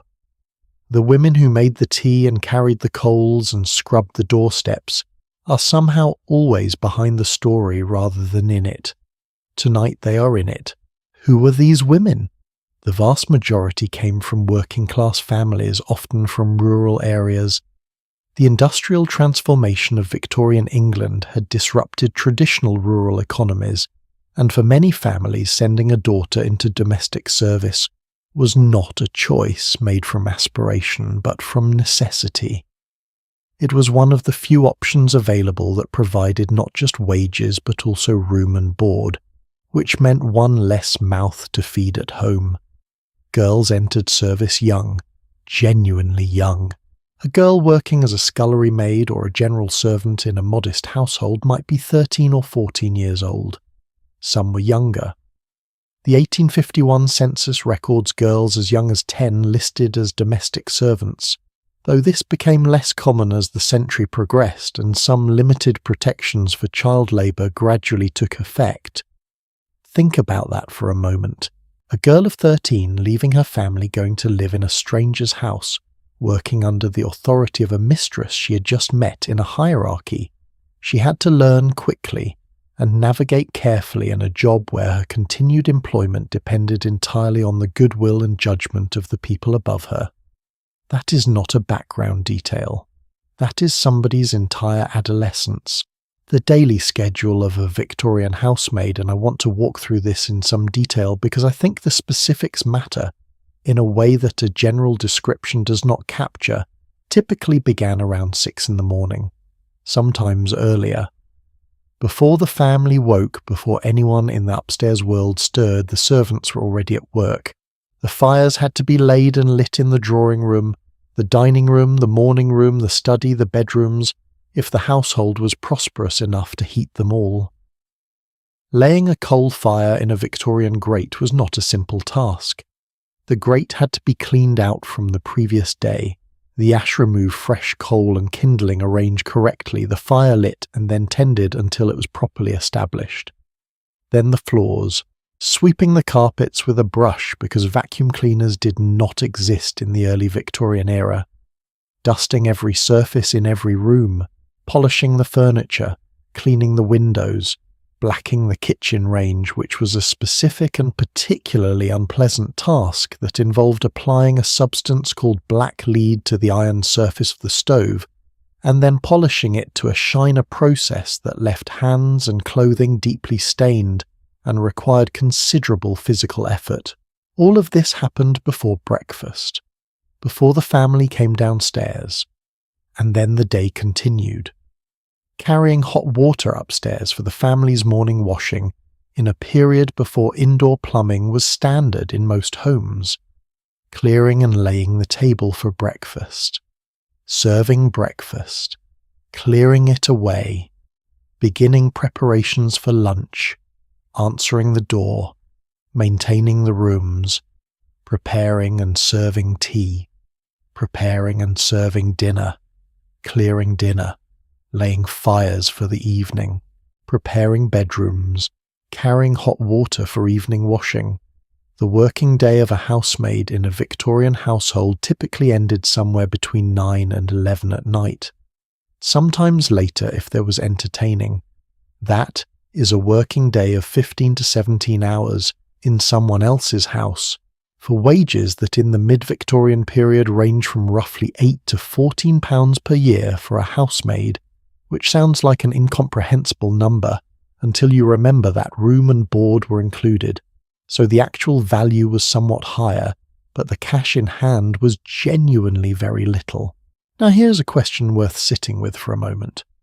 We have spent several parts of this story talking about the constraints on middle-class Victorian women, the legal limitations, the domestic ideology, the medical frameworks, the marriage market. And those constraints were real and significant.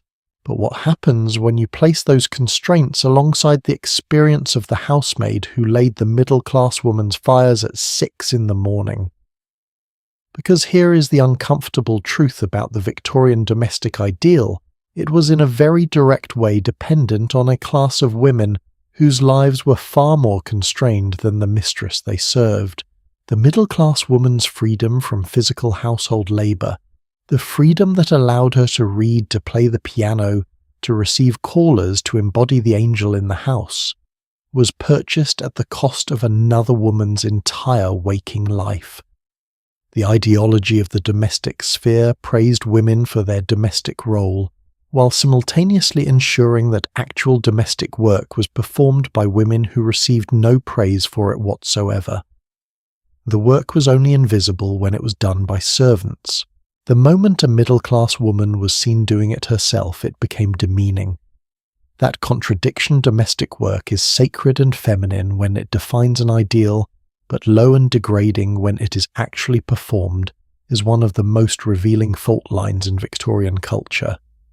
And it ran directly through the relationship between mistress and servant. That relationship deserves its own examination because it was not simple. The Victorian mistress and her servants were both women, both subject in their different ways to the constraints we've been discussing throughout this story. And yet they occupied radically different positions within the same household, with very different kinds of power and very different kinds of vulnerability. The mistress had legal and social authority over her servants. She could hire and dismiss them. She could provide or withhold the character reference, the letter of recommendation without which a dismissed servant would struggle to find new employment. The character reference was enormously important in Victorian domestic service. A servant dismissed without a reference or with a negative one might find herself effectively unemployable in respectable households. That power was real, and it was sometimes misused. There are documented cases in diaries, in court records, in social reform literature of servants dismissed without reference for offences that seem by any reasonable standard trivial, of servants accused of theft without evidence, of servants given references that describe their work with a deliberate ambiguity, designed to raise doubts without stating anything actionable. But the servant also had information, and information in the Victorian household was a form of power that the ideology refused to acknowledge, but that everyone understood perfectly well. A lady's maid who dressed her mistress every morning knew things about that woman's body and health and marriage and private correspondence that almost no one else knew. A cook who'd been with a family for 20 years had witnessed versions of that family's life that would never appear in any public record. Servants were present at the moments a household most wanted invisible, the arguments, the illnesses, the financial crises, the visits from people who were not supposed to be there. The discretion of a trusted servant was in practice worth considerable amounts to the families who employed them, and the best servants understood this perfectly. The relationship between a long-serving trusted servant and her employer was sometimes characterized by a kind of mutual dependence that the official hierarchy of the household was not designed to acknowledge. Let me tell you about a woman named Hannah Culwick. Hannah Culwick was born in 1833 in Shropshire, the daughter of a saddler. She went into service at the age of 8 years old, and spent the next several decades working as a maidservant and later a cook general in various households across England. She's not famous for her service. She's famous because of the extraordinary record she left behind. From 1854 onward, Hannah Cullwick kept a diary. Not the polished, carefully composed diary of a woman writing for posterity, but a genuine working journal detailed specific, unglamorous, written in her own particular voice. She recorded what she did each day, hour by hour, in a level of detail that is almost unprecedented for a working-class woman of the period. She wrote about the fires she laid and the boots she cleaned and the meals she prepared and the physical exhaustion of the work and the petty difficulties with other servants and the moments of unexpected satisfaction. She also wrote with considerable frankness about the class dynamics of her world, about what it felt like to be simultaneously invisible and essential, about the particular strangeness of caring physically for people who did not fully see her as a person. Hannah's diaries were published long after her death, and they are, in my opinion, one of the most valuable historical documents of the Victorian era. Not because they reveal anything dramatic or scandalous, though there are personal elements to her story that are genuinely complicated, but because they give us something almost impossibly rare. A working-class Victorian woman's inner life in her own words in real time. She wrote about her work with a kind of pride that I find very moving. Not a servile pride, not a performance of contentment. Something more like the satisfaction of a person who was genuinely good at difficult things and knew it. She described blackening the kitchen range as a job that required skill and technique if you wanted to do it properly. She described her cooking with technical specificity. She had standards. Her standards were her own. The physical toll of domestic service on women's bodies was significant and largely undocumented in official records, which tended to focus on factory conditions rather than household ones. Housemaids routinely developed chronic knee and back problems from the constant kneeling and lifting. Laundry maids worked for hours with their arms submerged in hot water, which caused skin conditions and joint problems. Kitchen and scullery workers stood on stone or tile floors for their entire working day, often without adequate footwear in kitchens that were swelteringly hot in summer and bitterly cold in winter. Industrial workplace inspectors existed by the mid-Victorian period to document and regulate conditions in factories. There was no equivalent oversight for domestic service.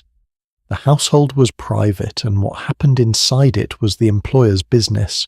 That privacy, combined with the live-in nature of the work, created a situation where a servant's entire existence, her hours, her diet, her accommodation, her freedom of movement, her social life was controlled by her employer. Most households had strict rules about when servants could leave the house on their days off, which were typically one afternoon per week and one Sunday per month. Followers, which meant romantic relationships, were forbidden in most households, and a servant found to have a suitor could be dismissed immediately. A woman could, in theory, leave a bad situation by finding another position. In practice, without a reference, and often without savings, that was not as simple as it sounds. The economic dependency of domestic servants on their employers was in structural terms not entirely unlike the dependency of married women on their husbands, different in important ways, obviously. But similar in the fundamental dynamic, your security depended entirely on the continued goodwill of someone who held almost all the formal power. There is something I want to say about the relationship between these two groups of women, the mistresses and the servants, that I think matters beyond the Victorian era. Both groups were constrained. Both were operating within systems that significantly limited their choices.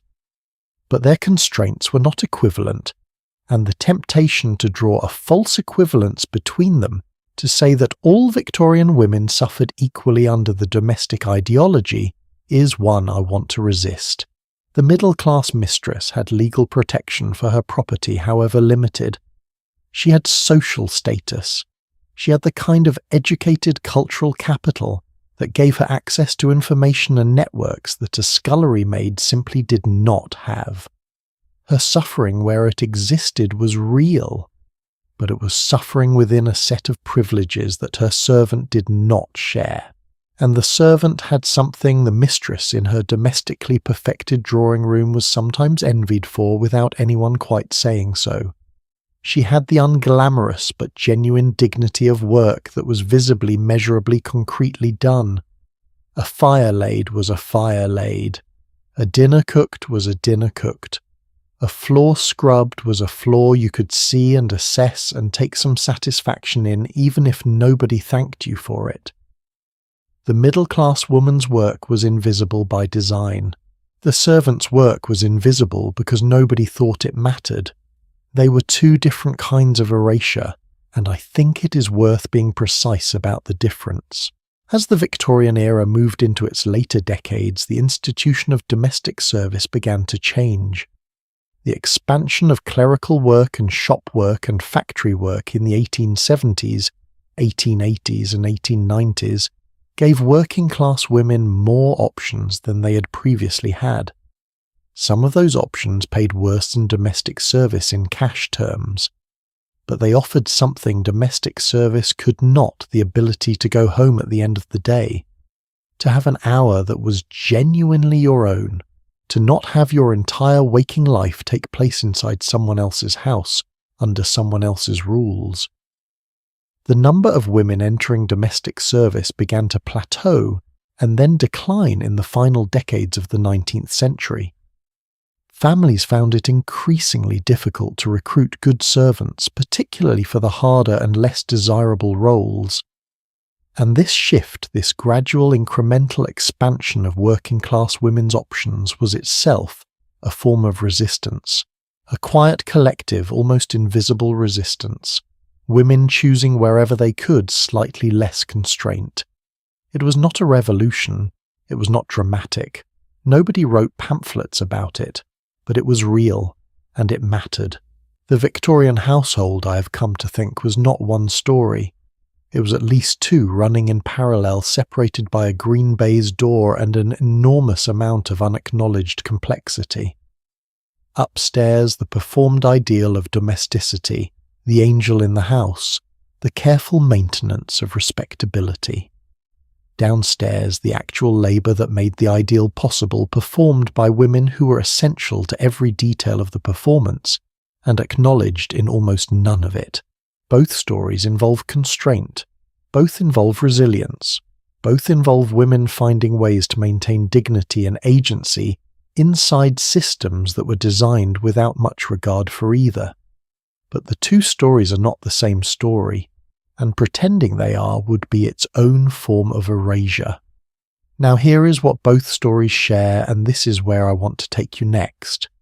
Both the mistress in her parlour and the servant in her kitchen lived under a kind of surveillance, a constant awareness that their behaviour was being watched, evaluated and judged against a standard they had not set and could not fully meet. For the middle-class woman, that surveillance operated through social reputation, through the conduct manuals, through the angel ideal.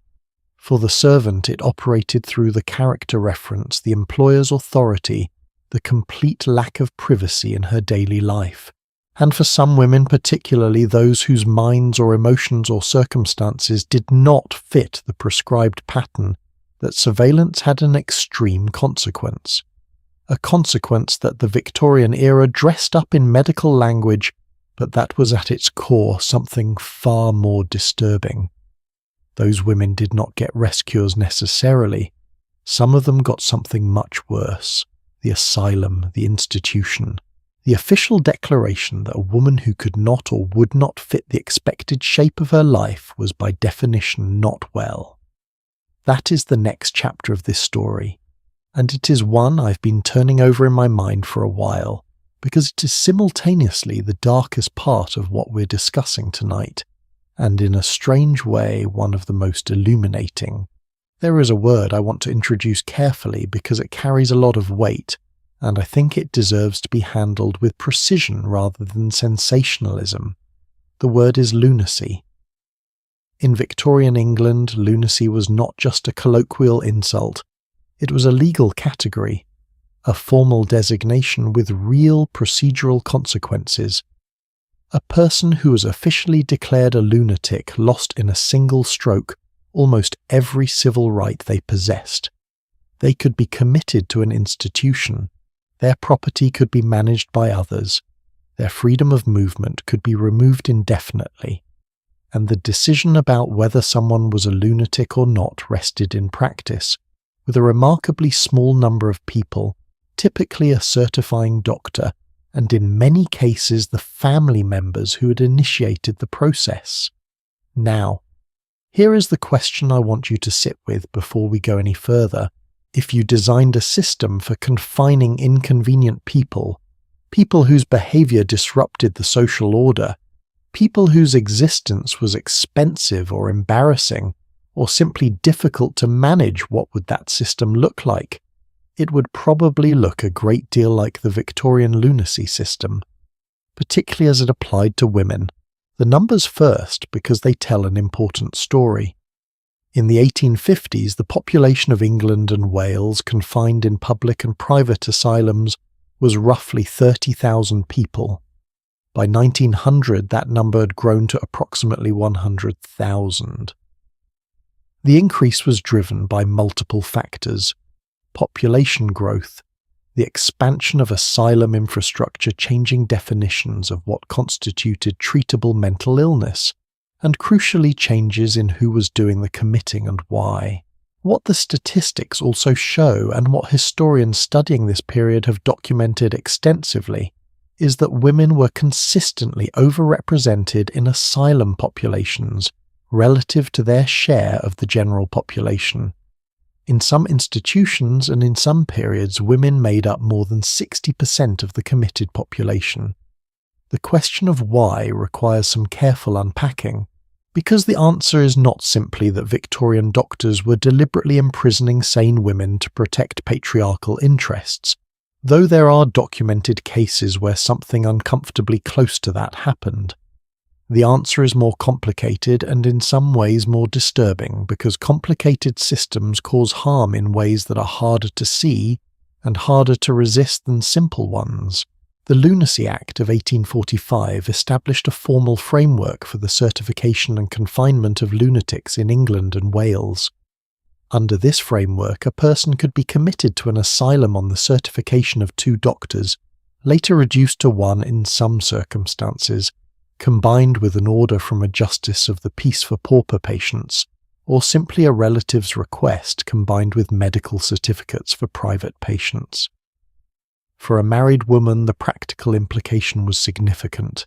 Her husband could, with the cooperation of 2 willing doctors, have her committed to a private asylum without any further legal process. She did not need to have committed a crime. She did not need to have harmed anyone. She needed only to be certified as a lunatic, and the threshold for that certification was by modern standards remarkably elastic. What counted as evidence of lunacy in a Victorian medical context? The list, when you read through the actual case records and admission documents, is genuinely startling. Excessive religiosity, excitement, despondency, moral depravity, domestic unhappiness, ill treatment by a husband, novel reading, jealousy, overwork, suppression of the menses, disappointment in love, grief, seduction. That last one, seduction.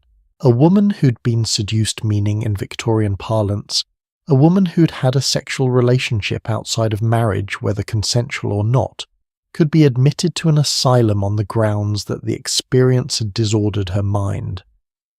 The cause of her confinement was, in other words, what had been done to her. I want to tell you about a case that became in the 1850s something of a public scandal, not because it was unusual, but precisely because it was so ordinary that once people looked at it clearly, it was very difficult to look away. Her name was Rosina Bulwer-Lytton. She was the wife, later the estranged wife, of Edward Bulwer-Lytton, one of the most famous novelists of the Victorian era. You may not know his name, but you almost certainly know one of his phrases. He coined the expression, "The pen is mightier than the sword." He also wrote the opening line, "It was a dark and stormy night," which has since become famous as a byword for bad writing, which I personally find delightfully ironic given the circumstances. Rosina and Edward's marriage had deteriorated badly over many years. They had separated. Edward had custody of their children. Rosina by the 1850s was living on a small allowance and writing novels of her own novels that were with increasing explicitness, satirical portraits of her former husband. In 1858, Edward Bulwer-Lytton was standing for election as a Member of Parliament. Rosina attended one of his public campaign events, and from the crowd publicly accused him of a series of misconduct during their marriage, in front of witnesses, loudly. Within 3 weeks she'd been certified as a lunatic by 2 doctors arranged by her husband's family and committed to a private asylum in Hertfordshire. She'd not become ill. She'd made a scene at a public meeting. She'd embarrassed a powerful man. The commitment lasted only 3 months before public outcry, particularly from other writers and journalists who found the story sufficiently disturbing to write about it, forced a review. Rosina Bulwer-Lytton was released and declared sane. She went on to live for another 24 years writing and publishing throughout. But I want you to notice something about those 3 months. 3 months during which a sane woman was confined in an institution stripped of her freedom because she had publicly criticised her former husband in a way he found politically damaging. And the mechanism that made it possible was not spectacular. It was bureaucratic. It was paperwork and medical certificates and institutional procedure. It was a system doing exactly what it had been designed to do quietly, efficiently, without drama. Now, I said earlier that I did not want to reduce this to a simple story of deliberate conspiracy against women, and I stand by that. Because the reality is more nuanced and I think more instructive. Many Victorian doctors who certified women as lunatics believed genuinely and in good faith that they were helping. The medical frameworks of the period encouraged doctors to interpret a wide range of female distress as pathological. A woman who was deeply unhappy in her marriage was in medical terms suffering from a nervous disorder. A woman who expressed rage or grief too dramatically was exhibiting symptoms. A woman who refused to fulfill her domestic role, who stopped cooking, stopped managing the household, stopped getting out of bed was displaying evidence of mental illness. The possibility that a woman might be deeply unhappy for entirely rational reasons, and that her distress was a sane response to an untenable situation, rather than a symptom of biological disorder. That possibility existed in Victorian medical thinking, but it was significantly underweighted. The system was oriented toward pathologizing the response rather than examining the cause, and the result was a self-reinforcing loop. Women were placed in environments that were by any reasonable assessment distressing. They responded to those environments with distress. Their distress was then cited as evidence of the original diagnosis. In some institutions, a woman who protested her confinement was documented as demonstrating insight deficit, meaning that her refusal to accept that she was ill was itself considered a symptom of her illness. There is no exit from that logic. None at all. Let me ask you something directly. If the definition of sanity is conformity to the social role assigned to you, then what does that definition say about the social role itself? Because that is, when you strip it back, what the Victorian lunacy system was sometimes doing. It was defining sanity as the successful performance of the angel in the house ideal. Deviation from that performance, too much anger, too much ambition, too much grief, too much resistance was evidence of disorder. Which means the system was not simply punishing women who were ill, it was punishing women who were insufficiently docile. Those are not the same thing. And the conflation of them had consequences that extended far beyond the individuals who were committed. because a system that could confine a woman for being difficult to live with operated even when it was rarely used as a very effective deterrent against all the other women who knew it existed. You do not need to lock everyone up to control everyone's behaviour. You only need to ensure that everyone knows it is possible. There is a woman named Georgina Weldon whose story I find almost impossibly fascinating, and who deserves far more historical attention than she receives. Georgina Weldon was a singer, a music teacher, and a social campaigner who had separated from her husband William Henry Weldon in the 1870s. William, wanting to remarry, attempted in 1878 to have Georgina certified as a lunatic and committed to an asylum. He engaged 3 doctors to examine her. 2 of them issued certificates. Georgina discovered the plan before it could be executed, apparently with very little time to spare, and fled the house before the asylum carriage arrived to collect her. What happened next is remarkable. Rather than simply disappearing or accepting her situation, Georgina Weldon fought back. She taught herself law. She represented herself in a series of legal actions against the doctors who had certified her, against the asylum proprietor who had agreed to receive her, and eventually against her husband and his associates. She filed cases in multiple courts. She argued her own cases before judges. She lost some and won some. In 1884, she obtained a judgment against one of the certifying doctors for attempted false imprisonment. The damages awarded were modest, but the principle was not. A woman had gone to court, represented herself, and established that doctors could be held liable for reckless certification. She subsequently became a prominent campaigner for reform of the Lunacy Acts. She wrote, she lectured. She was by most contemporary accounts formidably intelligent, somewhat difficult, absolutely determined and entirely sane.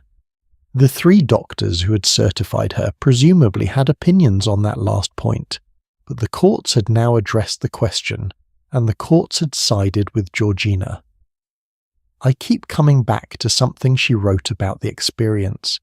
She described the moment she understood what was being planned for her as the moment she realized that the law, as it stood, offered her almost no protection. That the only thing standing between her freedom and a padded room was the fact that the carriage had not yet arrived. She said the experience taught her that rights are not real until they can be defended, that a right that cannot be enforced is a courtesy, not a guarantee. That observation was made in the 1870s about Victorian lunacy law. I will leave it to you to decide how relevant it remains. The reform of the lunacy laws was a slow and contested process. The Lunacy Act of 1890 introduced somewhat stricter procedural requirements for certification, requiring a reception order from a judicial authority in addition to medical certificates for private patients. This made impromptu commitments somewhat harder to arrange, though far from impossible. But the deeper problem, the medical framework that pathologized female unhappiness and defined female conformity as sanity, was not addressed by legislative reform.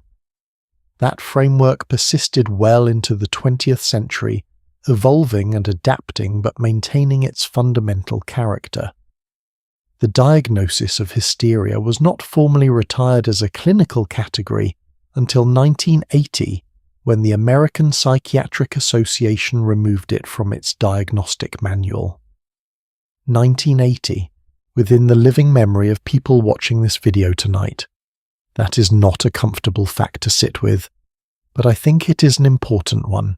The women who moved through Victorian asylums left relatively little record of their own experience for obvious reasons. Their letters were often monitored. Their diaries, when they kept them, were subject to confiscation.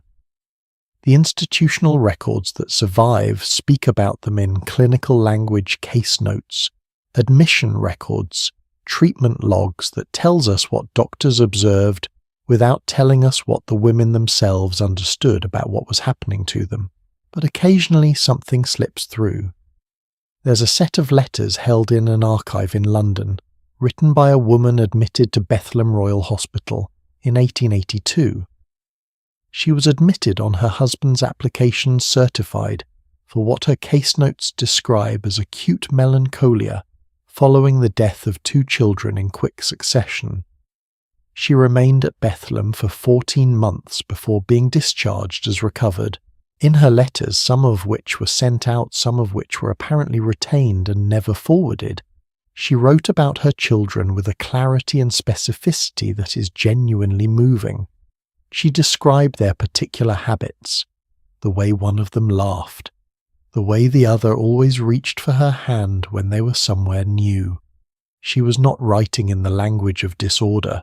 She was writing in the language of grief. She described the ward, the routine, the other women. She wrote about a woman in the bed across from her who sang quietly to herself at night the same melody over and over, and how after a while Georgina, that was her name, coincidentally, how after a while she began to find it comforting rather than disturbing. She wrote in one letter that was apparently never sent, "I am not unwell. I am bereaved. There is a difference. I know there is a difference. I wonder if anyone here has been told about it."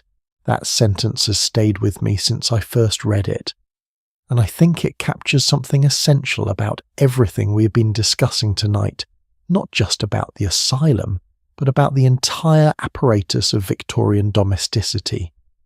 The system consistently refused to name what it was doing accurately. Constraint became protection. Erasure became celebration. Grief became disorder.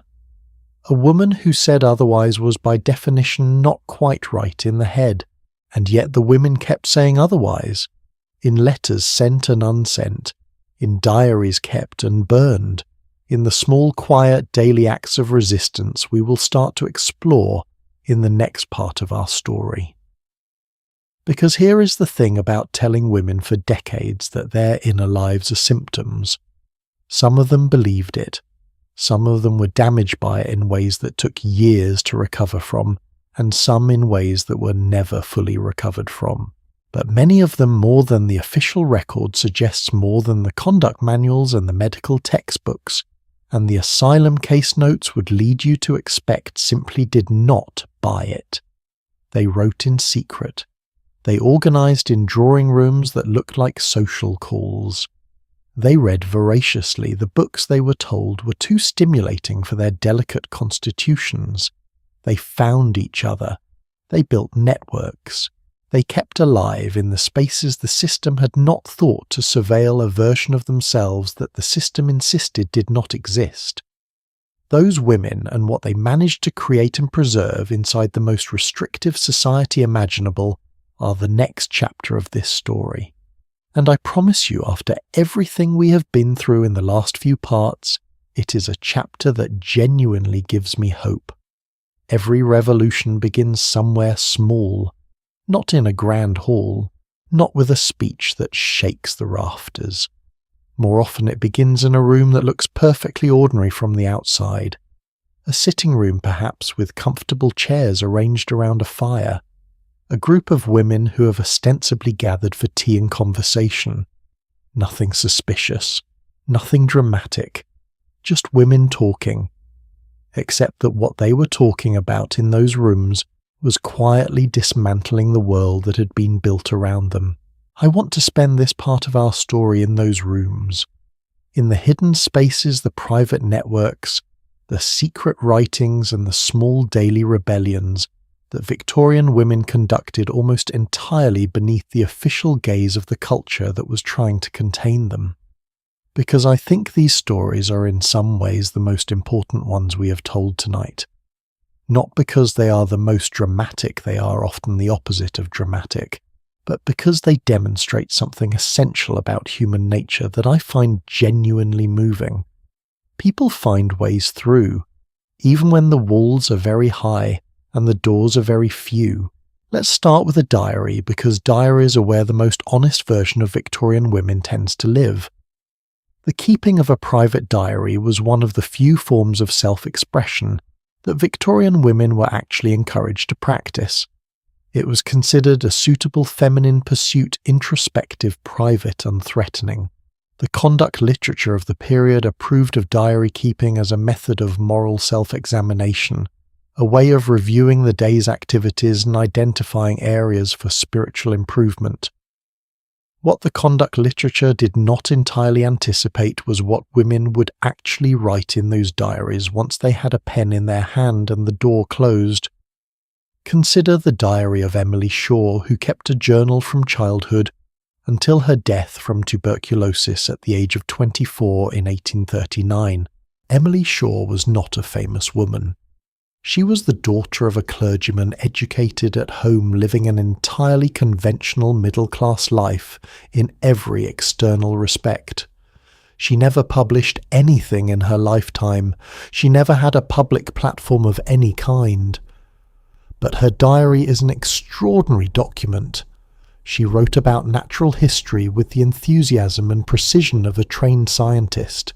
She recorded bird observations, geological formations, plant specimens, weather patterns, all with the kind of systematic rigour that in a young man of her era would have been channeled into a career in science or academia. She wrote about her intellectual frustrations with a frankness that is almost startling. She wrote about the specific agony of being curious about the world and having no institutional pathway through which to pursue that curiosity. She was not writing for anyone. She was writing because writing was the only form her intellectual life was permitted to take. When her diary was published posthumously by her family in 1891, it was received with considerable admiration. Readers recognized in it a mind that could have contributed significantly to the scientific understanding of her time had the structures of her world allowed for it. Several reviewers used the word tragic. I think that is the right word, but I also think there is something else in Emily Shaw's diary alongside the tragedy, something stubborn and alive. She did not stop thinking because she had nowhere to go with her thoughts. She just wrote them down, kept them, left them for us to find. That is its own form of defiance. The literary salon was another form of hidden infrastructure, and I want to give it more attention than it typically receives, because it was more significant than the term might suggest. In the popular imagination, a Victorian literary salon sounds like a pleasant social gathering where witty people said clever things and then went home. And on the surface that is exactly what they looked like. A hostess invited guests, writers, intellectuals, artists, sometimes politicians, to her home for an evening of conversation. Refreshments were served, ideas were exchanged, very civilized. But beneath that civilized surface, the literary salon functioned as something closer to a professional network, and for women it was often the only professional network available to them. Consider what a salon actually provided. It gave women access to the intellectual and publishing world without requiring them to occupy any formal position within it. A woman could not be a member of the major London clubs where literary men gathered. She could not join the professional societies.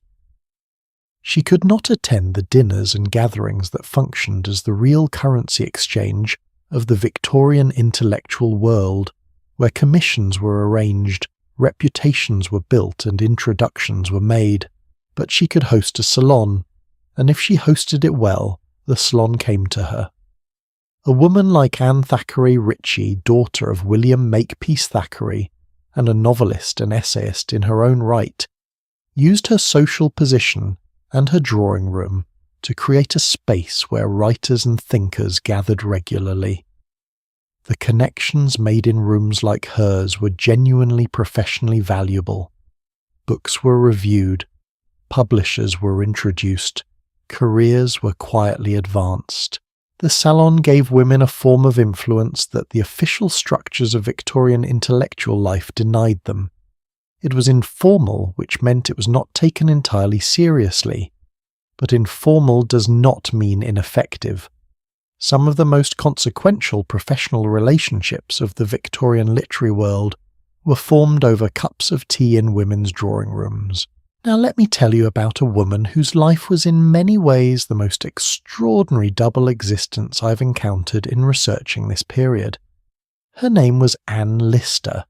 She was born in 1791 in Yorkshire, which technically puts her life slightly before the Victorian era, as we have been defining it, but her story is so directly relevant to everything we've been discussing that I want to include her here, and I think once you hear it, you will agree. Anne Lister kept a diary for most of her adult life. It ran to approximately 5 million words across multiple volumes, and approximately 1/6 of that diary was written in a private code, a cipher, she developed herself, combining elements of Greek letters, mathematical symbols, and punctuation marks. The coded sections of the diary contained the parts of her life that she understood with complete clarity, could not be written in plain English.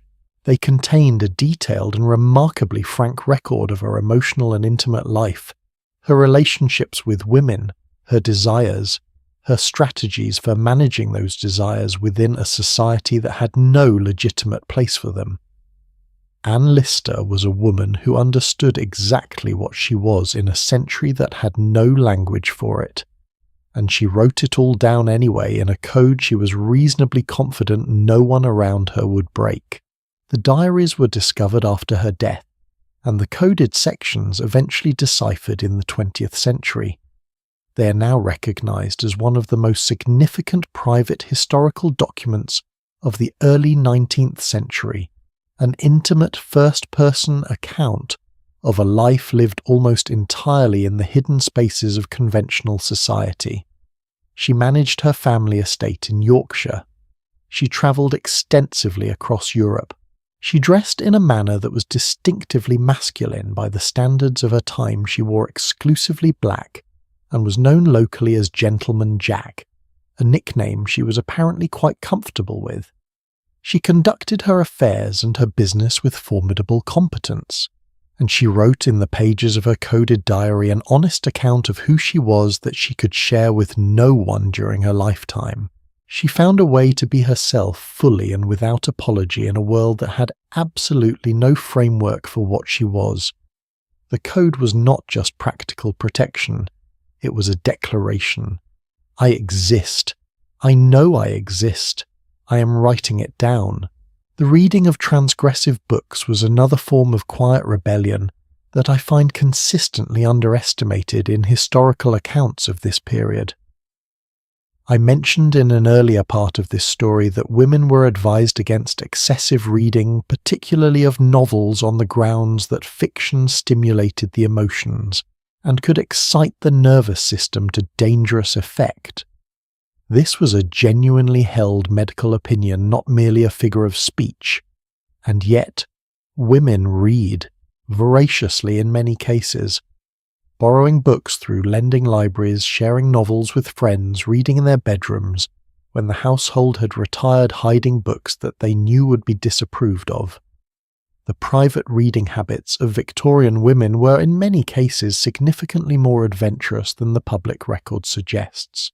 The circulating library, particularly Mudie's Select Library, which became the dominant lending library in mid-Victorian England, was both a conduit and a site of contestation. Charles Edward Mudie, who ran it, was famously conservative in his selections, explicitly declining to stock novels he considered morally unsuitable. His library was positioned as a safe, respectable source of approved reading material for middle-class families. But the demand for books that tested moral boundaries was real and persistent.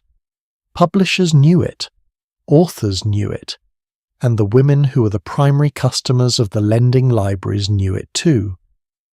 When George Eliot published Middlemarch in the 1870s, a novel with a deeply complex, intellectually formidable female protagonist who refuses to have her life simplified into any available category, the readership was overwhelmingly female. When Thomas Hardy wrote about women trapped in impossible social situations with the sympathy and precision that was unusual for a male author of the period, women read him in enormous numbers. They were not just being entertained, They were, I think, doing something else. They were finding in fiction the acknowledgement of their experience that the official culture consistently withheld. They were reading characters who felt what they felt, who wanted what they wanted, who struggled with exactly the contradictions that structured their own lives. That is not a trivial thing. It is in a very real sense how people find out that they are not alone. There was a particular network that developed in the 1860s and 1870s that I want to describe because I think it represents one of the most creative forms of resistance in this entire period. It was not formally organized. It had no official name. It operated through correspondence, through personal visits, through shared subscriptions to specific periodicals, through the borrowing and passing of specific books. It was a network of women, mostly middle class, mostly educated to some degree spread across England, who were engaged in what might be described as a sustained collective conversation about the conditions of their lives. Some of the women in this network were writers. Some were involved in early charitable and reform organisations. Some were simply women with enough education to read and enough privacy to write letters. And what they wrote to each other in those letters was often strikingly direct. They wrote about marriage, about the specific disappointments and frustrations and occasional satisfactions of their domestic lives, with a frankness that was almost entirely absent from the public discourse of the period. They wrote about their intellectual ambitions. They wrote about books and about what the books meant to them. They wrote about money and the lack of it and the humiliation of financial dependence. They wrote about their children, their bodies, their health, their fears. These letters were private, they were not intended for publication, and in that privacy a space existed where women could be honest with each other in ways that the official culture did not permit. Historians who have studied this correspondence describe it as a kind of alternative public sphere, a network of communication and mutual support that existed in parallel with the official male-dominated public sphere, invisible to it, but genuinely functional. It is worth noting that much of this correspondence was deliberately destroyed. Women burned their letters, or asked correspondents to burn theirs specifically, because they understood what the existence of such frankness could mean if it fell into the wrong hands. The survival rate of the letters we do have is in historical terms somewhat accidental. We are reading the ones that were overlooked, or that the recipients could not bring themselves to destroy, or that survived through chains of inheritance that nobody had thought to interrupt, which means the correspondence we can read today is almost certainly more cautious than the correspondence we have lost. The most honest letters are gone. Let me tell you about a form of resistance that I find particularly inventive because it operated entirely in plain sight. The charitable work of Victorian women is generally treated in historical accounts as an expression of feminine compassion, a natural extension of the domestic caring role into the slightly wider community, perfectly consistent with the angel in the house, ideal nothing threatening about it at all. And that is exactly how it was designed to look. But consider what charitable work actually gave women practically speaking. It gave them a reason to leave the house without requiring their husband's specific permission for each individual trip. Charitable visiting calling on poor families in their homes, delivering food or medicine or religious tracts, required women to move independently through the city, to make judgments and decisions on their own, to interact with a wide range of people from all social classes. All of this was officially sanctioned because it was framed as spiritual duty. It also gave them access to organizational experience that was not available to them in any other context. Running a charitable committee required administrative skills, financial management, leadership, and strategic thinking. Women who ran successful charitable organizations were developing exactly the capacities that the official ideology insisted they did not have and did not need. By the 1850s and 1860s, the network of women's charitable organisations across England was genuinely substantial, and many of the women who would go on to campaign for women's education for legal reform for the suffrage, many of them had their first experience of organised collective action through charitable work. They had learned in the course of doing something that looked entirely respectable how to run a campaign. The system had tried to channel their energy into the domestic and the devotional. They took that channel and used it to build something else entirely. I want to close this section with a woman who for my money represents the most elegant piece of tactical intelligence in this entire period. Her name was Barbara Lee Smith Bodichon. She was born in 1827, the daughter of a radical politician who believed in women's education and had the unusual habit of actually acting on his beliefs. Barbara was educated seriously, given a real income of her own at the age of 21, and grew up with a sense of what financial and intellectual independence actually felt like. She then spent much of her adult life trying to ensure that other women could have the same thing. In 1854, she published a pamphlet called A Brief Summary, in plain language of the most important laws of England concerning women. It did exactly what the title suggests. It took the complex technical language of Victorian property and marriage law and translated it into plain English that any educated woman could understand. The pamphlet was deliberately specifically practical. It was not a philosophical treatise about women's rights. It was a legal briefing document. It told women in clear language what their rights actually were, which was in many cases the first time they had ever been told. It circulated widely. It was read and passed around and discussed. And the information it contained was in a very real sense power, because you cannot identify a problem or organise around addressing it if you do not first understand what the problem actually is. Barbara Bodichon went on to co-found Girton College at Cambridge, one of the first colleges to provide women with access to higher education at university level. She was a painter of genuine talent, an activist, a campaigner, a builder of institutions. She did not achieve everything she aimed for in her lifetime. Girton students could not take full Cambridge degrees until 1948. But she understood something that I think is worth carrying with us as this story continues. She understood that information is a form of liberation, that the first thing any system of control does is withhold information from the people it is controlling about their own rights, their own history, their own capabilities, their own options, and that the first act of any genuine resistance is to fill that gap. The women we have been discussing in this part of the story did not lead armies. They did not storm institutions. They did not, for the most part, make speeches from public platforms, though some eventually did. What they did was quieter, and I want to argue in some ways more radical.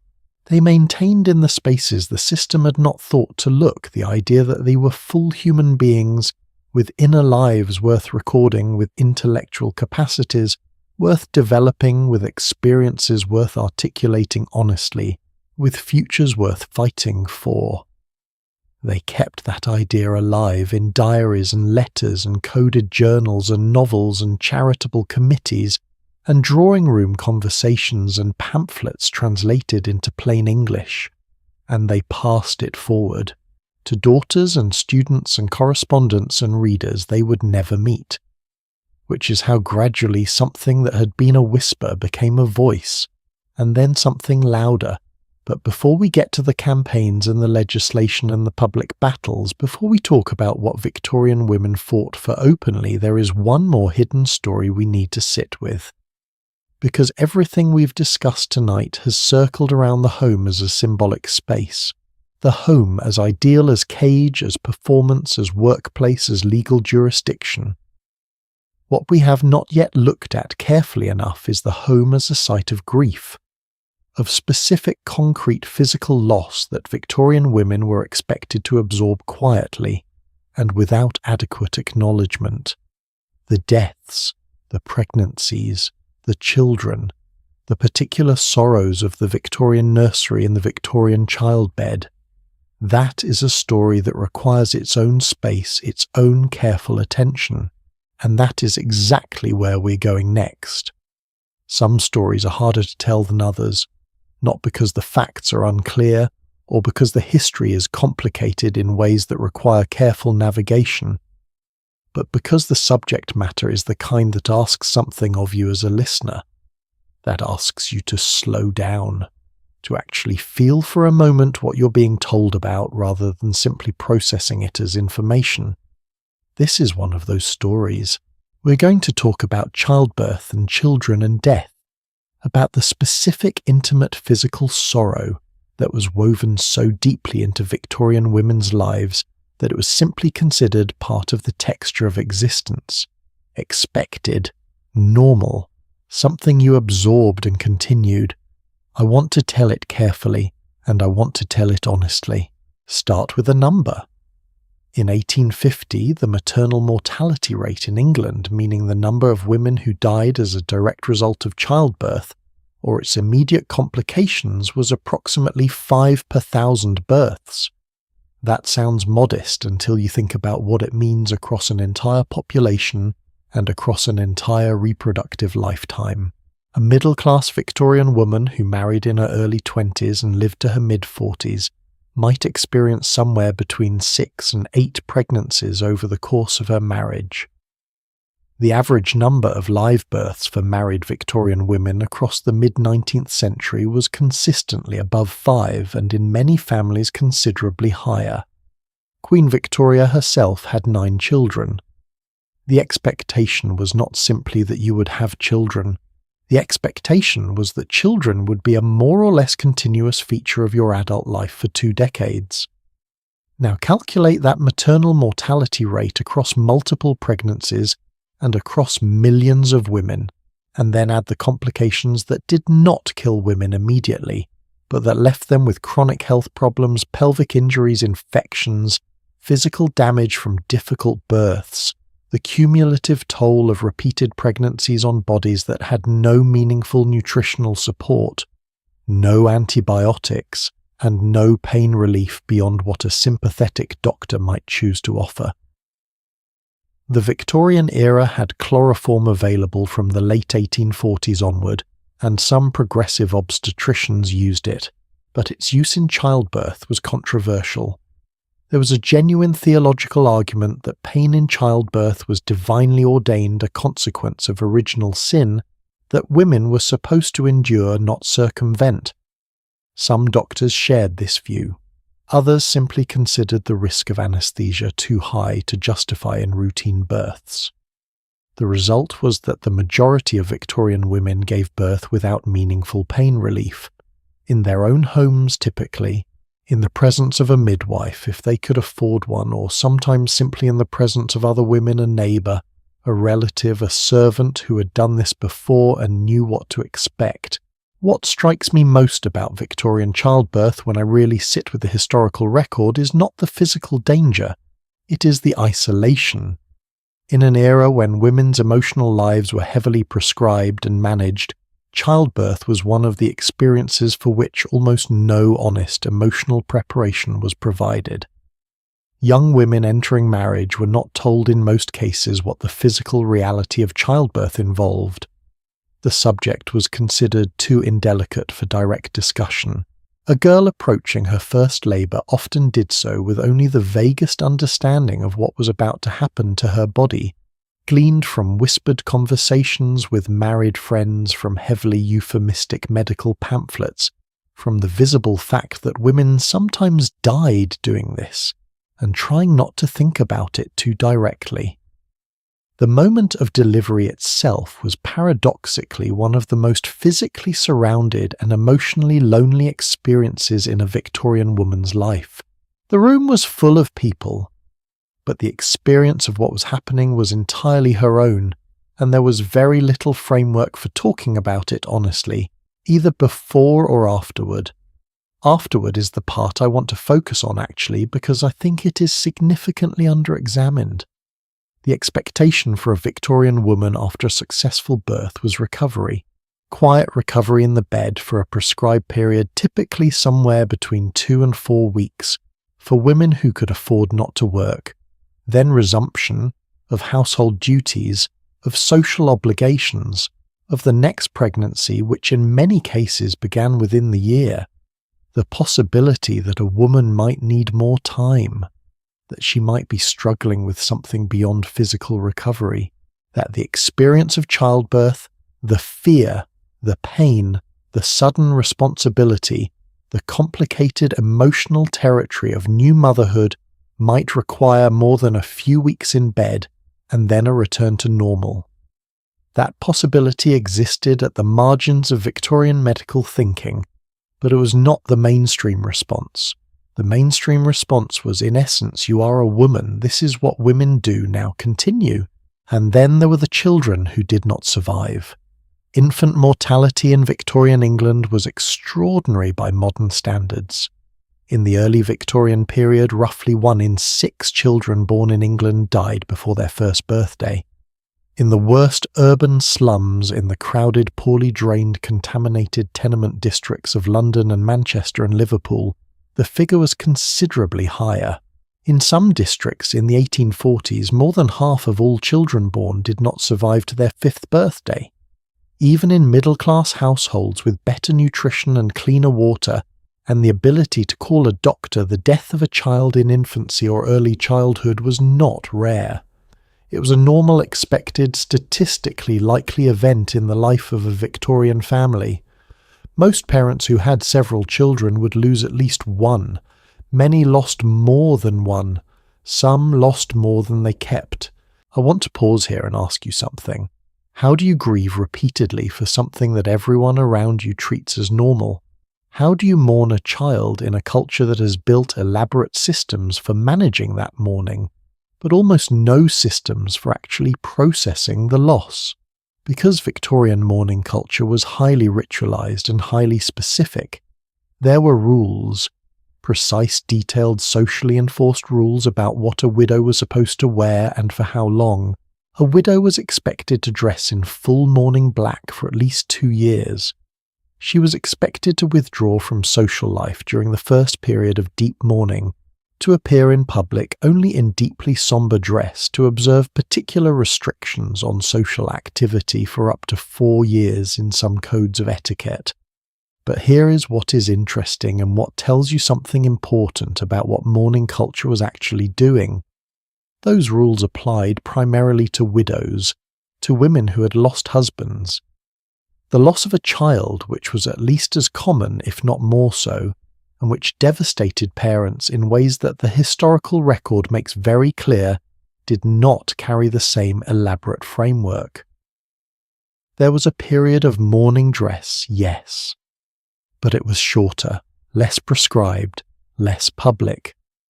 A mother who had lost a baby was expected to grieve privately, to continue functioning to have another child if she could. The death of an infant, particularly a very young infant, was acknowledged but not dwelt upon. The emotional reality of those repeated losses was supposed to be absorbed quietly and carried forward without public acknowledgement.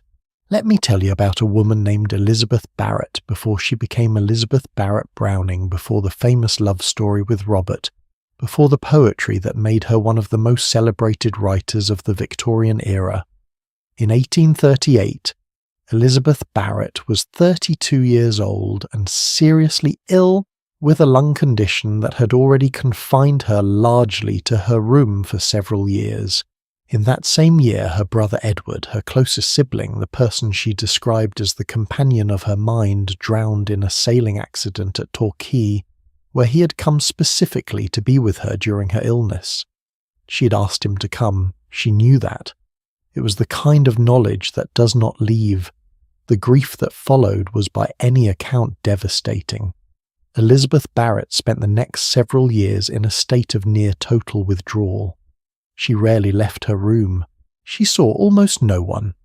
She wrote because writing was the thing that remained when everything else had contracted, but even the writing came slowly and at considerable cost. Her family and the doctors who attended her described her condition primarily in physical terms: her lungs, her weakness, her need for rest and quiet, The possibility that she was also experiencing a profound and complicated grief, not just for her brother, but for the loss of health, for the loss of a version of her life she had imagined, that psychological dimension, was present in the medical notes, but was not foregrounded. She was treated as a body that needed to recover. The mind inside that body and what it was going through was secondary.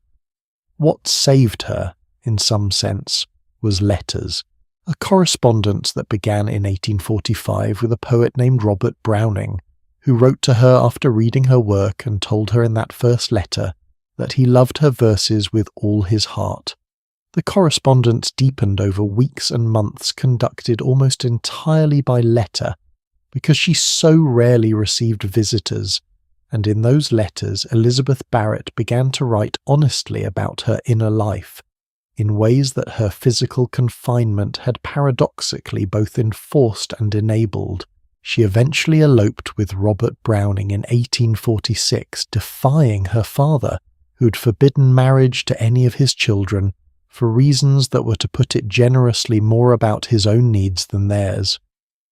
She went to Italy, where her health improved dramatically in the warmer climate.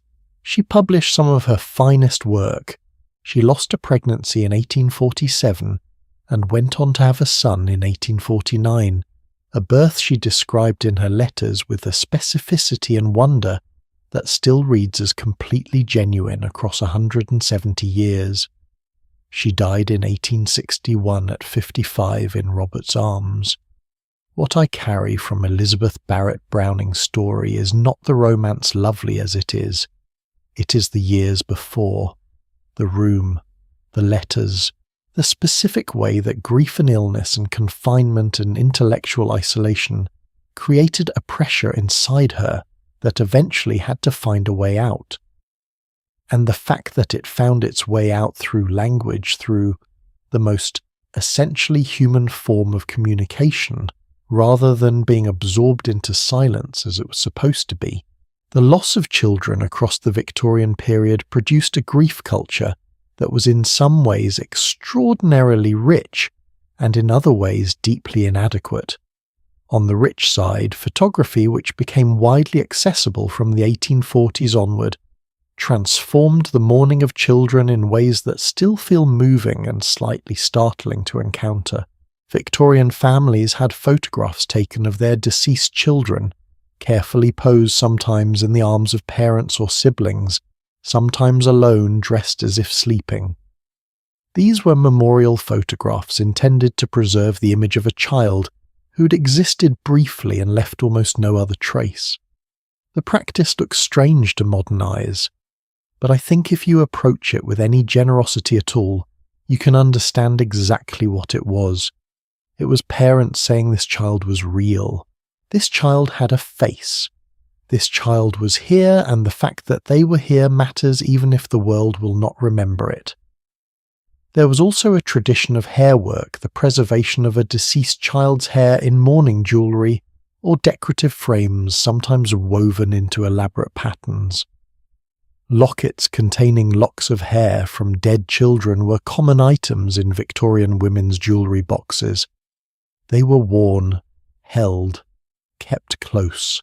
These practices were forms of grief that operated outside the official emotional framework. They were personal, material, physical. They said something that the culture's official response to child death, stoic acceptance, Christian resignation, swift resumption of normal life refused to say. They said, I am not over this, and I am not supposed to pretend I am. The specific vulnerability of women during and after childbirth was a subject that reformers of the period engaged with in ways that again were more complicated than they might appear. Puerperal fever.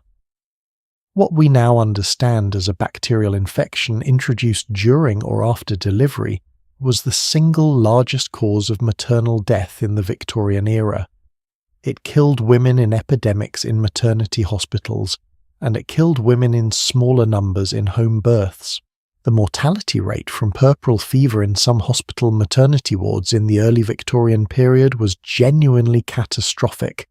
In some institutions, between 10 and 35% of women who delivered there died of it.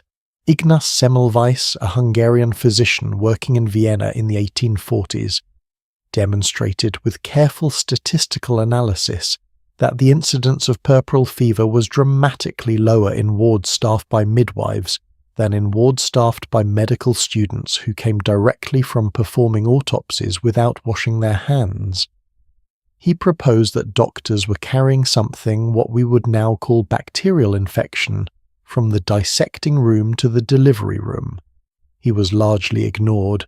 His colleagues found the implication that doctors were killing patients both implausible and offensive. He was eventually dismissed from his position. His mental health deteriorated significantly under the sustained professional rejection, and he died in an asylum in 1865, which, given everything we discussed in the last section, has an awful kind of irony to it. Joseph Lister's work on antiseptic technique in the 1860s eventually provided the theoretical framework that vindicated Semmelweis. Hand-washing and antiseptic practice gradually became standard.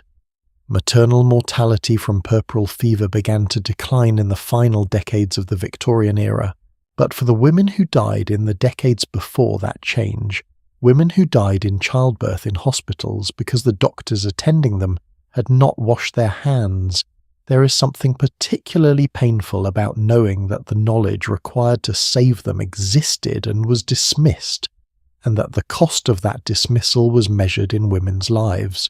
I want to come back before we move on to Queen Victoria herself, because her relationship to childbirth and its aftermath is genuinely illuminating, and because she's often presented as a symbol of Victorian domesticity in ways that flatten a much more interesting and complicated reality. Victoria had 9 children between 1840 and 1857. She gave birth almost once every 2 years for 17 years. She was, by her own account, not a woman who loved pregnancy or the early stages of motherhood. She wrote in letters to her daughter Vicky after Vicky's first pregnancy, with a frankness that Victorian queens were not supposed to demonstrate, that childbirth was an experience she would not recommend to anyone, that babies were demanding and exhausting, and that the sentimental image of motherhood was rather different from the physical and emotional reality of it. She also wrote about the specific loneliness of the postpartum period, about the way a woman could be surrounded by family and servants and well-wishers and still feel at some essential level entirely alone with an experience that no one around her was really seeing. This is Queen Victoria writing this, the woman who was simultaneously the symbol of ideal domesticity and the ruler of an empire. And she was saying in her private correspondence, "This is harder than anyone will tell you, and lonelier than it looks." If the most powerful woman in the country felt that isolation felt the gap between the official narrative of motherhood and the private reality of it, then what does that tell us about the millions of women who had none of her resources, none of her status, and no outlet whatsoever for the honest expression of their experience? Victorian women carried grief in ways that the culture around them consistently underestimated and under-resourced. They lost children they had named and not yet named. They lost versions of themselves in the process of becoming mothers. They lost friends to the same illnesses they themselves survived by chance, and they were expected throughout all of it to continue, to manage, to present the smooth, composed surface of the angel in the house while the interior was something considerably less orderly. Some of them bent under that weight, some broke, and some, the ones who fascinate me most, found ways to use their grief rather than simply absorb it, channeled it into writing, into advocacy, into the slow, patient work of changing the conditions that made so much of that grief unnecessary. Elizabeth Garrett Anderson, who became the first woman to qualify as a physician in England in 1865, overcoming years of institutional resistance in a story that deserves its own video, was motivated in part by the specific personal knowledge of how inadequately women's medical needs were being served. She had watched women suffer and die from things that did not need to be fatal. She had watched women's pain be dismissed, and their bodies be managed by people who did not fully see them as persons. She decided to become the kind of doctor she had needed and not found. That is the through line I want to carry forward. The grief was real. The loss was real. The inadequacy of the system supposed to support women through all of it that was real too. But so was the response, the determination quiet and steady, and in many cases anonymous, to change things, to make the next generation's experience less brutal than the current one. That determination built something, slowly, imperfectly, at enormous personal cost to the women who did the building.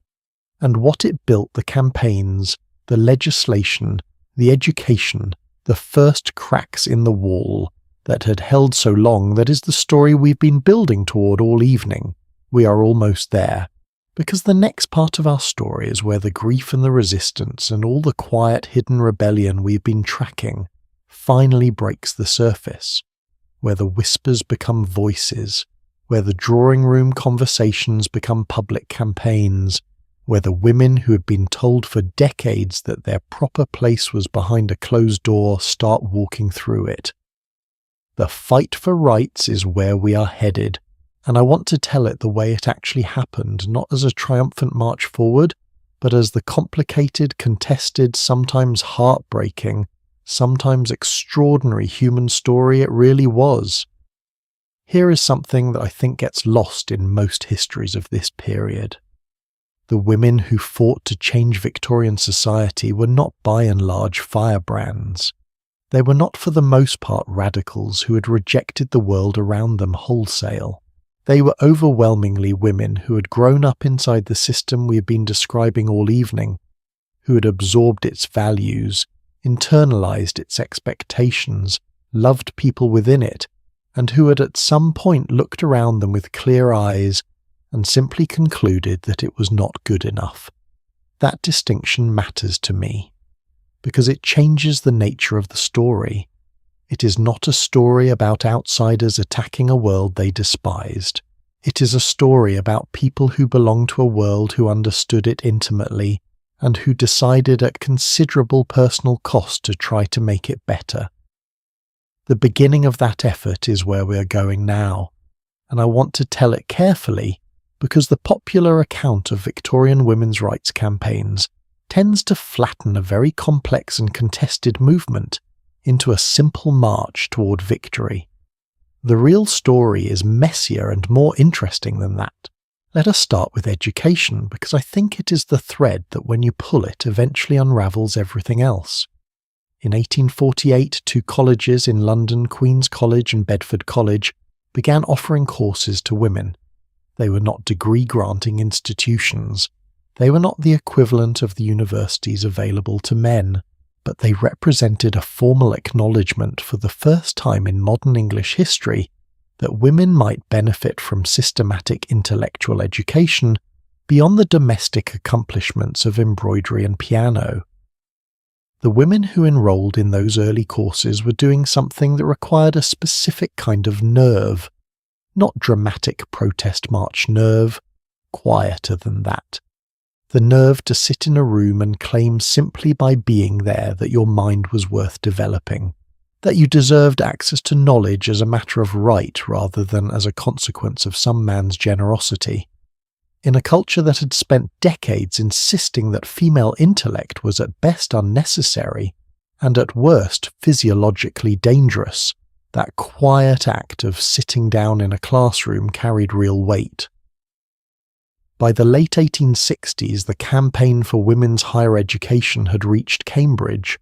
Emily Davies, a woman whose organisational intelligence I find frankly remarkable, had spent years building the case, brick by careful brick, for a college that would prepare women to sit the same examinations as Cambridge men. She did not do it dramatically. She did not make rousing speeches, at least not primarily. She made arguments, she gathered data, she built relationships with sympathetic men inside the Cambridge establishment who could advocate from within. She raised money, a slow, painstaking, unglamorous process of letter writing and personal solicitation that consumed years of her life. She negotiated, compromised where she had to, held firm where she could not afford not to, and in 1869 she opened Girton College, initially in Hitchin, 20 miles from Cambridge, and later on the Cambridge outskirts proper. Her logic for the location decision is one of my favourite details of the entire Victorian women's education story. She specifically wanted the women's college to be close enough to Cambridge to be genuinely part of its intellectual world, but she also knew that placing it in the town itself would generate so much resistance that the whole project might be destroyed before it began. So she found the closest acceptable compromise: 20 miles. Near enough to matter, far enough to be politically survivable. That is a level of tactical precision that deserves genuine admiration. The examination results that began coming out of Girton and its sister institution Newnham College, founded in 1871, did something that arguments alone had not quite managed. They produced evidence. In 1890, a woman named Philippa Fawcett, daughter of the suffragist Millicent Fawcett, which is not a coincidence, these families thought in generations, sat the Cambridge Mathematical Tripos examination. The Mathematical Tripos was considered one of the most demanding academic examinations in the world. Its top performers were celebrated publicly. The ranking of candidates was announced in the Senate House, in front of a crowd that gathered specifically to hear the results. Philippa Fawcett's score placed her above the senior wrangler, the man who had achieved the highest score among the male candidates. The announcement of this result produced a scene that contemporaries described as remarkable. The crowd in the Senate House, which had expected the usual announcement of male rankings, heard instead that the top female candidate had outperformed the top male candidate. The reaction was by multiple accounts a mixture of cheering and stunned silence. It is worth pausing to appreciate the specific nature of what had just happened. The argument against women's higher education rested at its foundation on the claim that women were not intellectually capable of academic work at the highest levels, that their minds were constitutionally unsuited to rigorous systematic thought, that educating them beyond a certain level was both pointless and potentially harmful. Philippa Fawcett had just in public in front of witnesses with documentary evidence demonstrated that this argument was factually incorrect. She could not receive a degree. Cambridge would not award degrees to women until 1948. But the result stood in the record and nobody could undo it.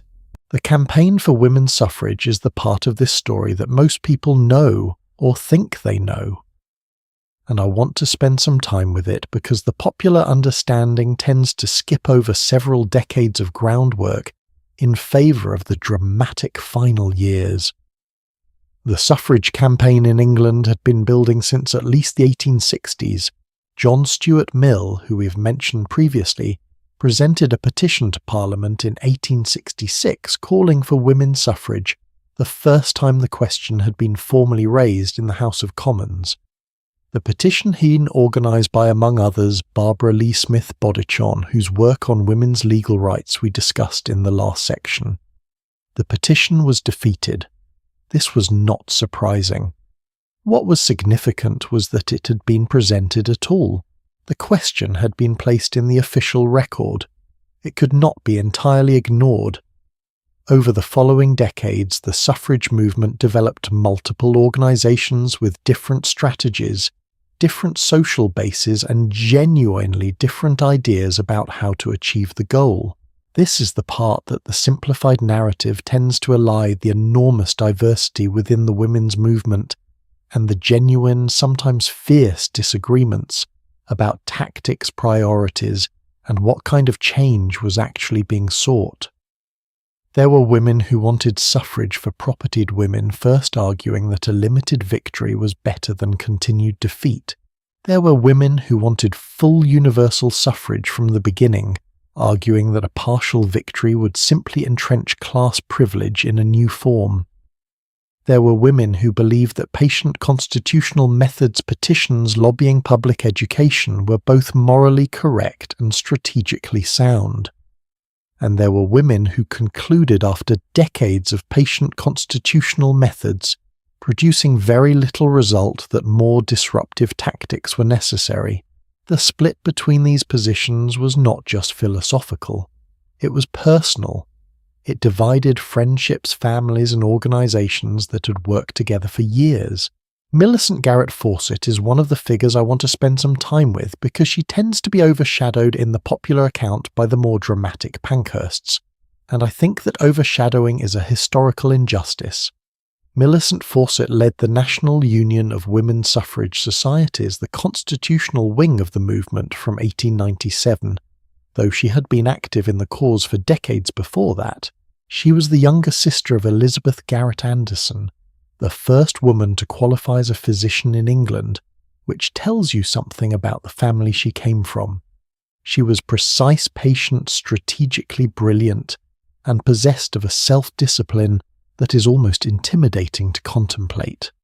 She ran the constitutional suffrage campaign for the better part of 50 years, 50 years of petitions and lobbying and public meetings and parliamentary disappointments and organisational management and the daily grinding work of keeping a movement together when its members were exhausted and its opponents were entrenched. I find myself thinking about what that kind of sustained commitment actually requires. Not the excitement of direct action, not the adrenaline of confrontation, the much harder thing of continuing to work patiently and methodically for a goal that keeps receding in an environment that keeps finding new ways to dismiss you. Fawcett never stopped believing that the argument would eventually prevail, that the evidence would accumulate, the world would change, and the vote would come through persuasion rather than force. When partial women's suffrage was granted in 1918, women over 30 who met a property qualification could now vote. Millicent Fawcett was 71 years old. She'd been working toward this moment for more than half a century. She reportedly sat quietly in the House of Commons gallery when the bill passed and wept. Now, the Pankhursts.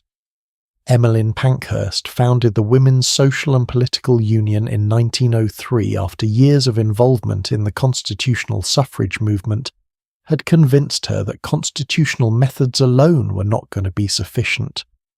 The WSPU adopted a deliberately confrontational approach: public demonstrations, disruption of political meetings, heckling of ministers, civil disobedience, and then from around 1909 onward, something that went considerably further than any of that: window smashing, arson of empty buildings, destruction of property, hunger strikes by imprisoned activists, which in turn provoked the government's use of force-feeding, a procedure that was medically and ethically deeply questionable and which generated significant public revulsion when it became widely known.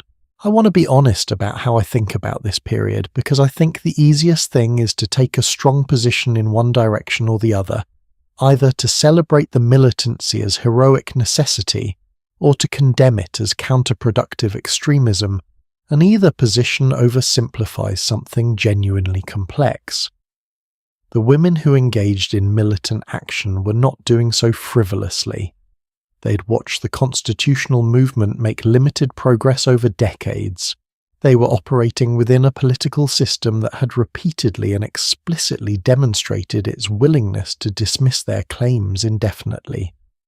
The move toward more radical tactics was in many cases a rational response to a situation in which rational argument had been consistently disregarded. And at the same time, the militant campaign was divisive in ways that its organisers sometimes underestimated. It alienated potential allies.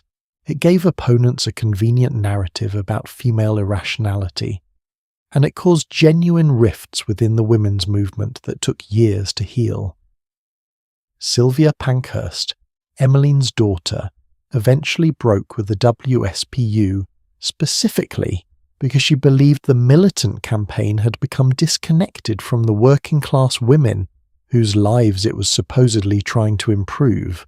She went on to organise in the East End of London, building a movement that combined suffrage with broader labour and social reform, a combination that the WSPU under Emmeline increasingly avoided. The disagreement between mother and daughter was not just tactical. It was about what the movement was fundamentally for, whether the goal was women's suffrage as a discrete legal change or something larger, a transformation of the social and economic structures that shaped women's lives at every level. That question did not have a clean answer in 1913. In some respects, it still does not. There is a figure in this story who tends to get overlooked entirely in the popular account, and I want to give her a moment because her story illuminates something important about who the Victorian women's movement actually included. Her name was Annie Besant. She was born in 1847, married young to a clergyman, and found within a few years of marriage that she could not reconcile herself to the religious and social conformity her position required. She separated from her husband, losing custody of her daughter, in the process a consequence of exactly the laws we discussed earlier in this story. She became a freethinker, a journalist, a public speaker, and a campaigner on a dizzying range of causes. In 1877, she and a co-author republished a pamphlet on birth control, a topic so controversial that they were prosecuted for obscene publication. The trial was in some ways their objective. It generated enormous publicity, brought the subject into mainstream public discussion, and ended in a technical legal victory. The significance of the birth control question for women's lives was not abstract. The ability to limit the number of pregnancies a woman experienced was directly connected to everything we have been discussing, to her physical health, her financial situation, her capacity to work if she chose her survival. The women bearing 6, 7, 8 children across 2 decades of marriage were not making free choices about family size in any meaningful sense. Contraceptive knowledge was stigmatized, suppressed, and largely inaccessible to women who needed it most. Annie Besant put that knowledge in a pamphlet and sold it publicly, and then she stood in a courtroom and defended her right to do so. She was also deeply involved in labour organising. Her role in the 1888 London match girls' strike, which we touched on earlier, was central to its success. The match girls who worked at Bryant and May factory were predominantly young women working in appalling conditions for poverty wages, suffering serious health consequences from white phosphorus exposure. Their strike was one of the early victories of the new unionism movement, and it demonstrated that working-class women could organise effectively and win. Annie Besant did not fit neatly into any of the categories the era had prepared for women. She was not the angel in the house. She was not the respectable middle-class reformer working within approved channels. She was something the Victorian era found genuinely unsettling: a woman who said exactly what she thought, about subjects she was not supposed to address, to audiences she was not supposed to be addressing, without apparent concern for the consequences. She faced considerable social ostracism. She lost her daughter. She endured legal prosecution. She continued anyway. Something I keep returning to as I think about this entire period of the women's rights movement is the question of what it cost the individual women who drove it. Not in the abstract, not the general observation that reform is difficult and progress is slow, but specifically, personally. Millicent Fawcett's husband, Henry Fawcett, was also a committed supporter of women's suffrage. He was one of the men in Parliament who consistently advocated for the cause from within. He died in 1884, leaving Millicent a widow at 37 with a daughter to raise and a campaign to continue. She had the option at that point of stepping back, of retreating into private life, of letting the cause find another leader. She did not take it. Emily Davies, who founded Girton, spent decades of her life in a state of financial precarity, relying on donations and personal economies to fund her work, because the cause consumed resources she did not independently have. Elizabeth Garrett Anderson had to fight literally for years to gain admission to professional examinations that men were permitted to sit as a matter of routine. She was refused admission by multiple medical societies. She found a loophole in the regulations of the Society of Apothecaries, which had not specifically excluded women because no one had thought it necessary and qualified through that route in 1865. The society promptly changed its rules to close the loophole. She qualified anyway. She had already qualified. Each of these women paid a specific, personal, often undiscussed price for doing what they did. They paid it anyway. The Representation of the People Act of 1918 granted the vote to women over 30 who met a property qualification. It was partial, it was unequal, and almost everyone involved knew it was not the final destination. Full equal suffrage women over 21 of voting on the same terms as men came in 1928. The Equal Franchise Act, the year that Millicent Fawcett, aged 81, finally saw the thing she had spent 50 years working toward made complete law. She died the following year in 1929. I find something quietly significant in that timing, as if having seen the thing completed she could finally rest. The vote is often presented as the culmination of the Victorian women's rights story, the end point, the achievement that makes sense of everything that came before. But here is what I think is worth adding as we come toward the end of tonight's story. The vote was not the end. It was a beginning, a formal recognition that women were citizens, not household ornaments or legal dependents or moral symbols, that their perspectives on public life mattered and deserved to be counted. But the vote did not dismantle the ideology we've been tracing all evening. It did not immediately undo the economic structures, the medical assumptions, the cultural expectations, the domestic arrangements that had shaped women's lives for 64 years of Victorian history and for much longer before that. Those things changed too over the decades that followed. Slowly, incompletely, with setbacks and reversals and the regular discovery that progress made in one area does not automatically transfer to others. And some of them, if we're being fully honest, have not finished changing yet. That is the last part of tonight's story, the part where we pull back from the Victorian era, from the green baize doors and the corsets and the lunacy certifications and the coded diaries, and look at what that world left behind, what we inherited from it, what we're still sometimes without knowing it carrying. That is where we're going next. And I think it might be the most personally relevant part of everything we have discussed tonight.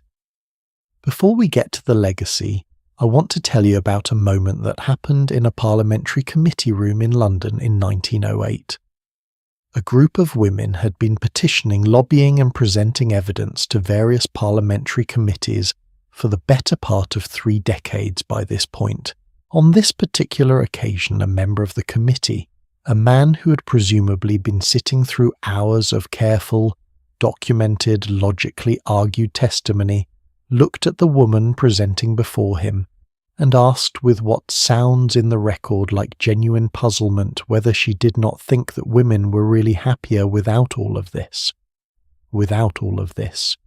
Without the vote, the education, the legal rights, the professional access. Without the entire apparatus of citizenship that men received as a matter of birth. Were women not simply happier without it? The woman presenting, and I wish I knew her name, but the record does not preserve it, apparently paused for a moment, and then she said very quietly, happier than what exactly that exchange has stayed with me since I first encountered it. Because that question, happier than what, is in some ways the question that the entire Victorian era had refused to ask. The comparison had never been permitted. Women's contentment within the system was presented as evidence of the system's correctness, without anyone being particularly interested in what women might have felt or achieved or become if the system had been different. That refusal to compare, to imagine otherwise, to take seriously the question of what was being lost, that is the deepest legacy of the ideology we have been tracing all evening. And it did not end with the Victorian era. 1948. Cambridge University finally awards full degrees to women 79 years after Girton College opened its doors and began preparing women for examinations they were not permitted to formally receive credit for. 1961. The contraceptive pill becomes available in the United Kingdom, initially only to married women, fundamentally changing the relationship between women's reproductive lives and their economic and professional choices. 1970. The Equal Pay Act passes in the United Kingdom, legally requiring equal pay for equal work regardless of sex. The Act's enforcement in practice was, to put it mildly, incomplete for many years, but the principle was now law. 1976. The Domestic Violence and Matrimonial Proceedings Act creates legal remedies specifically for domestic violence within marriage, the first time English law had formally addressed the issue in a systematic way. 1991. Marital rape is finally criminalised in the United Kingdom. The House of Lords, in a case called R versus R, rules that a husband does not have an irrevocable right to intercourse with his wife, regardless of her consent. 1991. That is 30 years ago. Within the living memory of many people watching this video tonight, the legal principle that a husband effectively owned his wife's body, which we traced back through Victorian coverture all the way to Blackstone's definition in 1765, was not formally abolished in English law until 1991.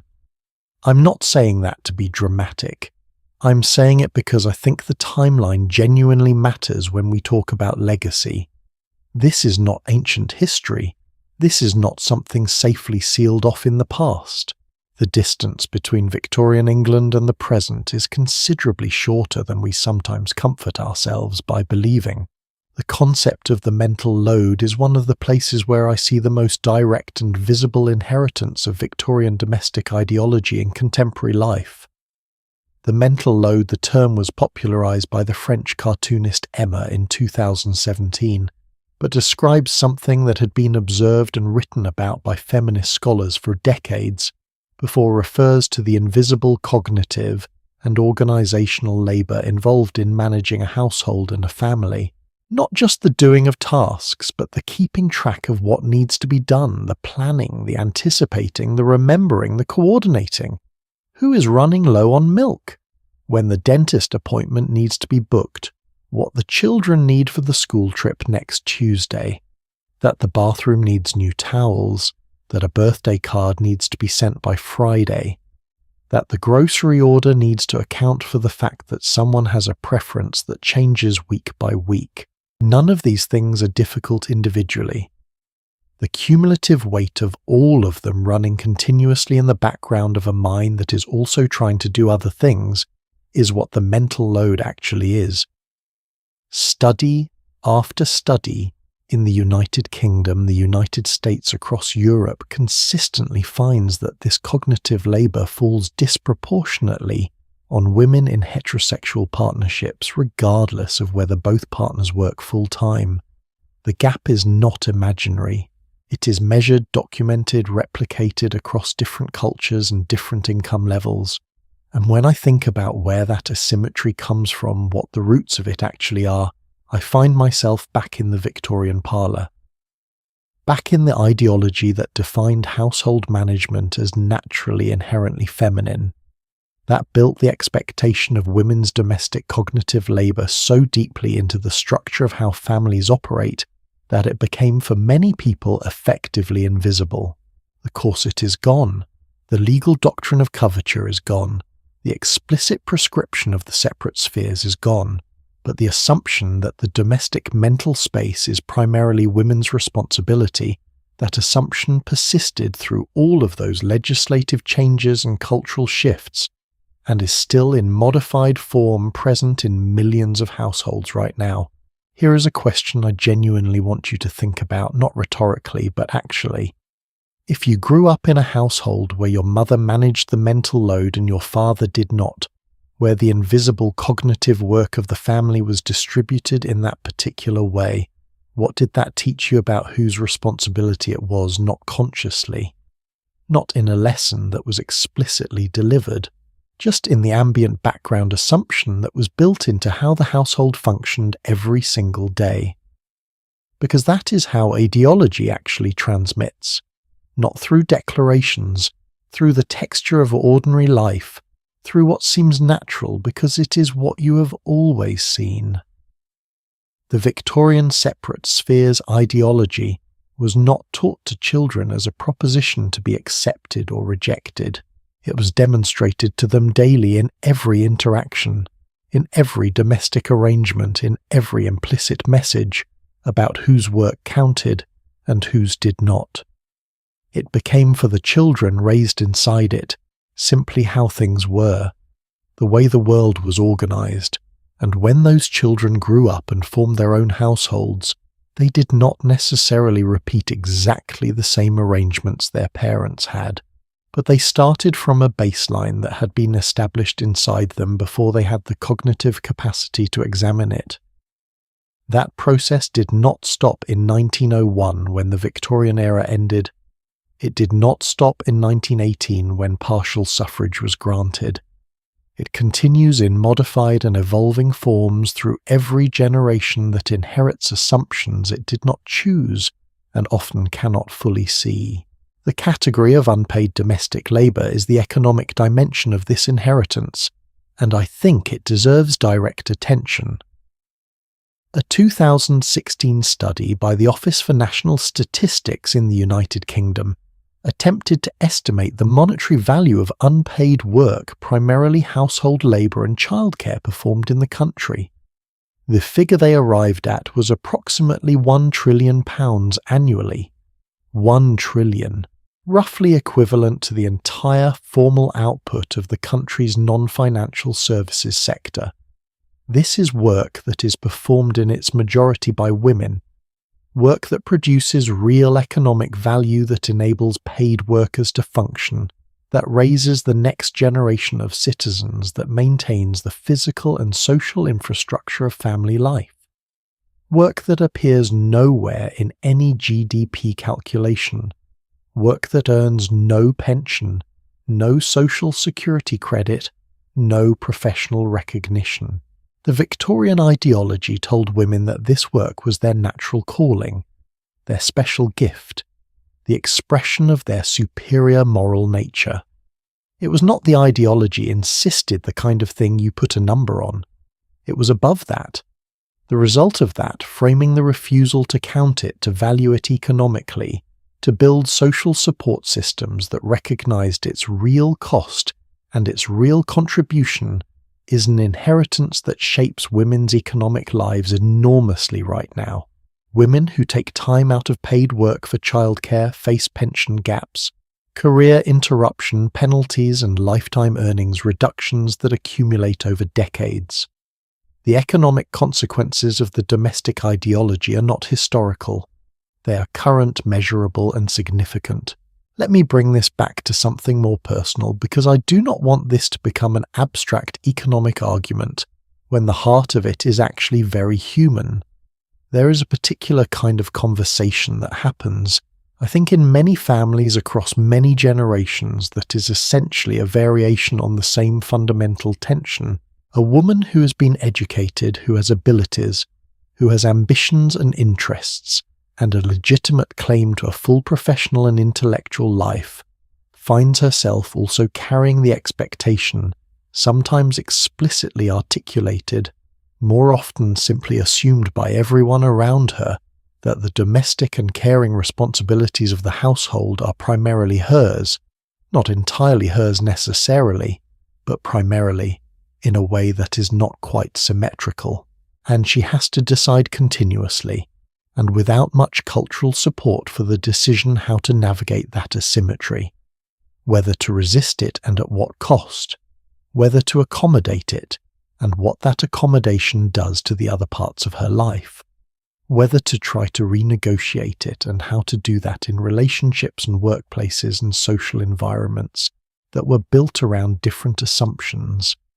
This is not a Victorian problem that was solved and then left behind. It is a current problem that has Victorian roots. And one of the reasons it is hard to address is that the ideology that created it was specifically designed not conspiratorially, but structurally to be invisible, to seem natural, to present itself not as a choice that society made, but as a reflection of how things simply are. The first step in addressing any of that is being able to see it, to name what it actually is, to understand where it came from and how it got here, which is in some ways what we have been doing all evening. There's a woman I want to mention here who represents for me one of the most important bridges between the Victorian era and the questions we're still navigating. Eleanor Rathbone was born in 1872, the daughter of a prominent social reformer, and she spent her entire adult life working on the specific intersection of women's economic independence and domestic life. She was not primarily a suffragist, though she supported suffrage. Her particular focus was on the economic position of mothers, on the specific financial vulnerability of women whose labour in the home was essential but uncompensated, and who were therefore entirely dependent on their husband's income. Her campaign for what she called family allowances, state payments made directly to mothers to recognise and partially compensate their domestic and childcare labour, was controversial in ways that are interesting to examine. It was opposed by some trade unions who feared it would be used to justify lower wages. It was opposed by some conservatives who felt it undermined the model of the male breadwinner. And it was opposed by some feminists who worried it would entrench women in the domestic role rather than enable them to leave it. Rathbone argued patiently and across decades that economic independence for mothers was a prerequisite for any other kind of independence. That a woman who had no income of her own, who depended entirely on her husband's goodwill for every purchase she made, was not in any meaningful sense free, regardless of what the law formally said about her rights. The Family Allowances Act passed in 1945. It provided a weekly payment for each child after the first paid directly to the mother rather than to the father, a deliberate choice that Rathbone had argued for specifically on the grounds that money paid to the mother was more likely to be spent on the children. Eleanor Rathbone had been campaigning for this for 40 years. It strikes me thinking about her story alongside all the others we've told tonight that the women who actually changed things were overwhelmingly people who were in it for the long game. Not the dramatic gesture, not the moment of confrontation, the sustained, patient, unglamorous work of building the argument, maintaining the coalition, surviving the defeats and continuing anyway. That kind of commitment is not glamorous. It does not make for great drama, but it is how things actually change. I want to say something about the women whose names we do not know, the ones who did not campaign or write pamphlets or found colleges, the ones who simply lived inside the system we've been describing, did what they could with what they had, and tried in whatever small ways were available to them to make their own lives and their children's lives a little better than the structures around them intended. The woman who taught her daughter to read properly even when the school curriculum did not prioritize it. The woman who kept her own small savings quietly and carefully against the day she might need them. The woman who had opinions about politics and expressed them in the privacy of her kitchen because there was nowhere else she was permitted to express them. The woman who told her son to help with the dishes. The woman who told her daughter that she was clever enough for more than this, even if she could not quite articulate what more looked like. Those women are also the story, the invisible infrastructure of small daily resistances and small daily dignities that nobody wrote pamphlets about and that nobody counted in the economic statistics. Their inheritance is here too, in every daughter who grew up believing she was entitled to a full life, not because any law specifically guaranteed it, but because someone in her family had quietly, stubbornly, consistently demonstrated that she was. The Victorian era ended in 1901.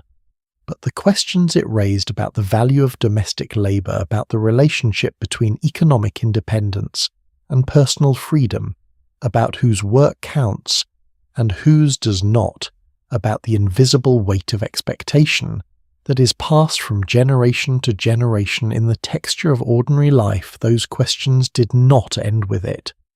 They are still being answered, haltingly, incompletely, in different ways, in different places, with setbacks that are sometimes discouraging, and progress that is sometimes so gradual it is hard to see.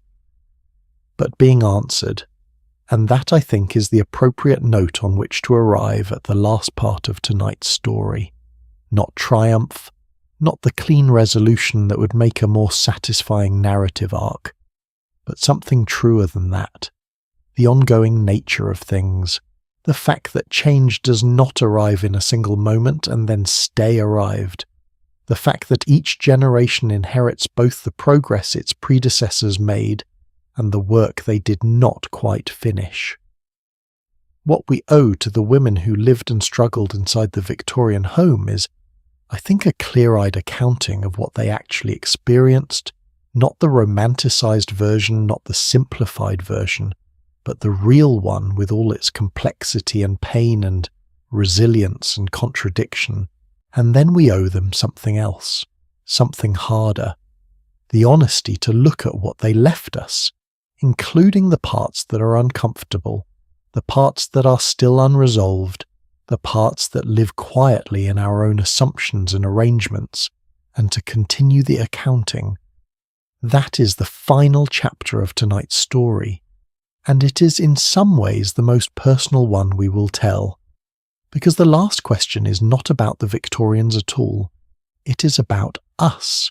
Tui hupan kan fan mooi hai fan koi kwa kich pan juk viet jai juket nui mood mawoi fan mooi mot. Hai je tui viet fan nai that chinchu. The question I want to leave you with tonight is not about the Victorians, it is about you. And I do not mean that in a vague motivational poster kind of way.